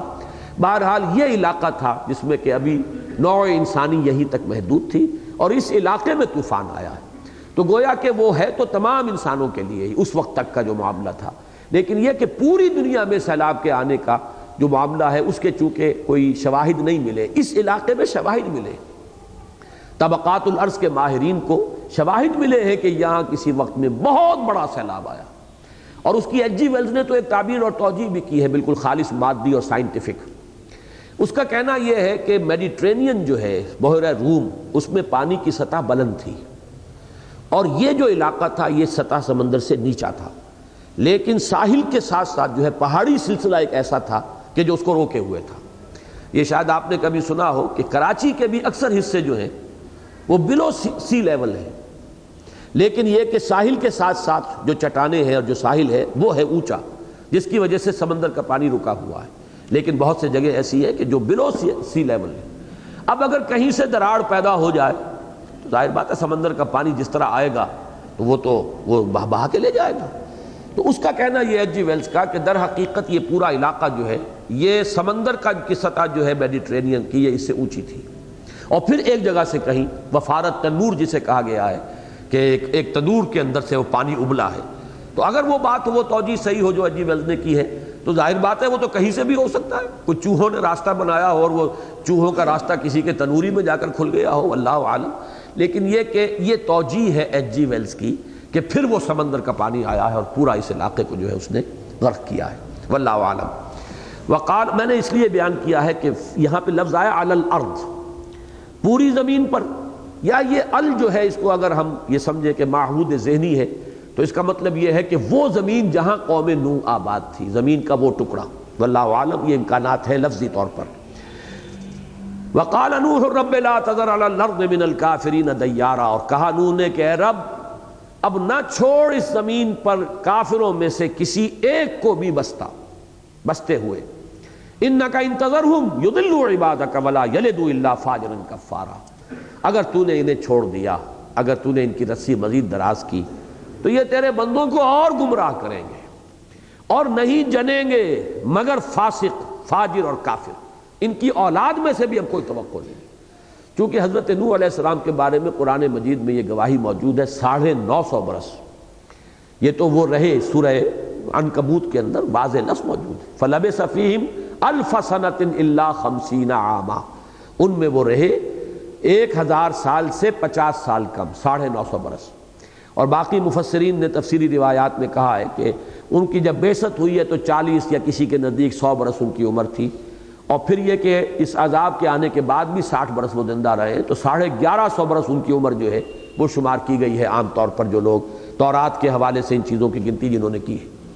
بہرحال انہوں نے چونکہ کئی نسلیں ان کے سامنے بیتی ہوں گی، اس اعتبار سے وہ جب مشاہدہ کر رہے ہیں کہ اب یہ تو اگلی نسل جو آ رہی ہے وہ پچھلی سے بھی زیادہ بگڑی ہوئی،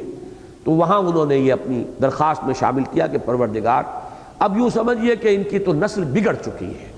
جسے آپ کہتے ہیں بیج مارا جا چکا ہے اس قوم کا، اس سے آئندہ بھی کسی خیر کا کوئی تصور نہیں۔ انک ان تذرہم یضلوا عبادک ولا یلدوا الا فاجرا کفارا رب اغفر لی ولوالدی ولمن دخل بیتی مؤمنا وللمؤمنین والمؤمنات، اے رب میرے مجھے بخش دے، میری خطاؤں سے درگزر فرما، اور میرے والدین ان کی خطاؤں سے بھی درگزر فرما، ان کو بھی بخش دے، اور جو کوئی بھی میرے گھر میں داخل ہو جائے ایمان کے ساتھ۔ اسی سے دیکھیے ملتی جلتی بات یاد آ گئی ہوگی، حضور صلی اللہ علیہ وسلم نے ابو سفیان کے گھر کو دارالامان قرار دے دیا تھا، جو کوئی بھی اس گھر میں داخل ہو جائے اس کی جان بخشی ہو جائے گی۔ تو اس طریقے سے حضرت نوح علیہ السلام کا گھر جو ہے وہ گویا کہ دارالامان اس وقت ہے، جو بھی وہاں آئے گا ایمان کے ساتھ وہ بھی اس عذاب سے بچا لیا جائے۔ وَلِلْمُؤْمِنِينَ وَالْمُؤْمِنَاتِ، اور تمام اہل ایمان مردوں اور اہل ایمان عورتوں کی بھی مغفرت فرما۔ وَلَا تَزِدِ الظَّالِمِينَ إِلَّا تَبَارَا، دیکھیے وہ جوش جو ہے بار بار وہ اس درجے دل زخمی ہو چکا ہے، اس درجے اندر جو ہے اندر سے فریاد جو ہے ایک لاوے کے مانند ابل رہی ہے کہ پہلے آ چکا وَلَا تَزِدِ الظَّالِمِينَ إِلَّا ضَلَالًا، اس کے بعد پھر فرمایا لَا تَذَرْ عَلَى الْأَرْضِ مِنَ الْكَافِرِينَ دَيَّارًا، پھر اپنے لیے اپنے والدین کے لیے اہل ایمان کے لیے مغفرت کے بعد پھر وہ جو ہے دکھی دل سے وہ صدا دوبارہ برآمد ہوئی وَلَا تَزِدِ الظَّالِمِينَ إِلَّا تَبَارًا، اور اے رب میرے ان ظالموں کے لیے تو مت اضافہ کیجو مگر بربادی کا اور تباہی کا۔ یہ وہ انداز ہے کہ جو کسی داعی حق کے اندر پیدا ہو سکتا ہے اور ہوا ہے حضرت نوح علیہ السلام کی شخصیت کے اندر، تو اس کا کوئی ہلکا سا عکس اگر کسی وقت محمد الرسول اللہ صلی اللہ علیہ وسلم میں بھی عارضی طور پر پیدا ہو گیا ہو تو اسے آپ کوئی ناممکن اور ناقابل قیاس نہ سمجھیے۔ اسی اعتبار سے میں نے عرض کیا تھا کہ میرے نزدیک بہت وزنی رائے ہے صاحب موضح القرآن شاہ عبد القادر رحمہ اللہ، جو حضرت شاہ ولی اللہ دہلوی رحمۃ اللہ علیہ کے بیٹے ہیں، انہوں نے جو کہا ہے کہ سأل سائل بعذاب واقع میں بھی در حقیقت حضور صلی اللہ علیہ وسلم مراد ہے کہ آپ نے بھی اس وقت وہ جو کیفیت تھی جس کا کہ نقشہ سورہ معارج کے آخری رکوع کے دوسرے رکوع میں کھینچا گیا ہے، فَمَا لِلَّذِينَ كَفَرُوا قِبَلَكَ مُهْطِعِينَ عَنِ الْيَمِينِ وَعَنِ الشِّمَالِ عِزِينَ، یہ جس طرح سے پل پڑ رہے تھے حضور پر، تو اس وقت کوئی بات جو ہے آپ کی زبان مبارک سے بھی ایسے نکلی ہو سأل سائل بعذاب واقع، لیکن حضور کو اس وقت فرمایا گیا آپ صبر کیجئے، ابھی انتظار کیجئے، جیسے سورہ نون یا سورہ قلم میں فرمایا فاصبر صبرا جمیلا فاصبر لحکم ربک ولا تکن کصاحب الحوت، یہاں بھی فرمایا گیا فاصبر صبرا جمیلا، اے نبی ابھی ان کے لیے ہماری ڈھیل جو ہے ابھی رسی ہمیں دراز کرنی ہے، آپ جلدی نہ کیجئے۔ چنانچہ یہ لفظ بھی سورہ مریم میں موجود ہے وَلَا تَعْجَلْ عَلَيْهِمْ، آپ جلدی نہ کیجئے ان کے خلاف، ان کے بارے میں یہ آخری فیصلہ کرنے میں جلدی نہ کیجئے۔ تو اس اعتبار سے یہ جوڑا جو ہے صورتوں کا، اس کا آغاز اس کا اختتام باہم معنوی طور پر آپس میں بہت مربوط ہے۔ بارک اللہ لی ولکم فی القرآن العظیم ونفعنی وإیاکم بالآیات والذکر الحکیم۔ اللہ کا شکر ہے کہ جو میرا ارادہ تھا وہ پورا ہو گیا اور ہم نے ایک ہی نشست میں اس سورہ مبارکہ کا مطالعہ مکمل کر لیا ہے۔ اب اذان ہوگی اور اذان کے ختم ہونے کے 5 منٹ کے بعد جماعت ہوگی۔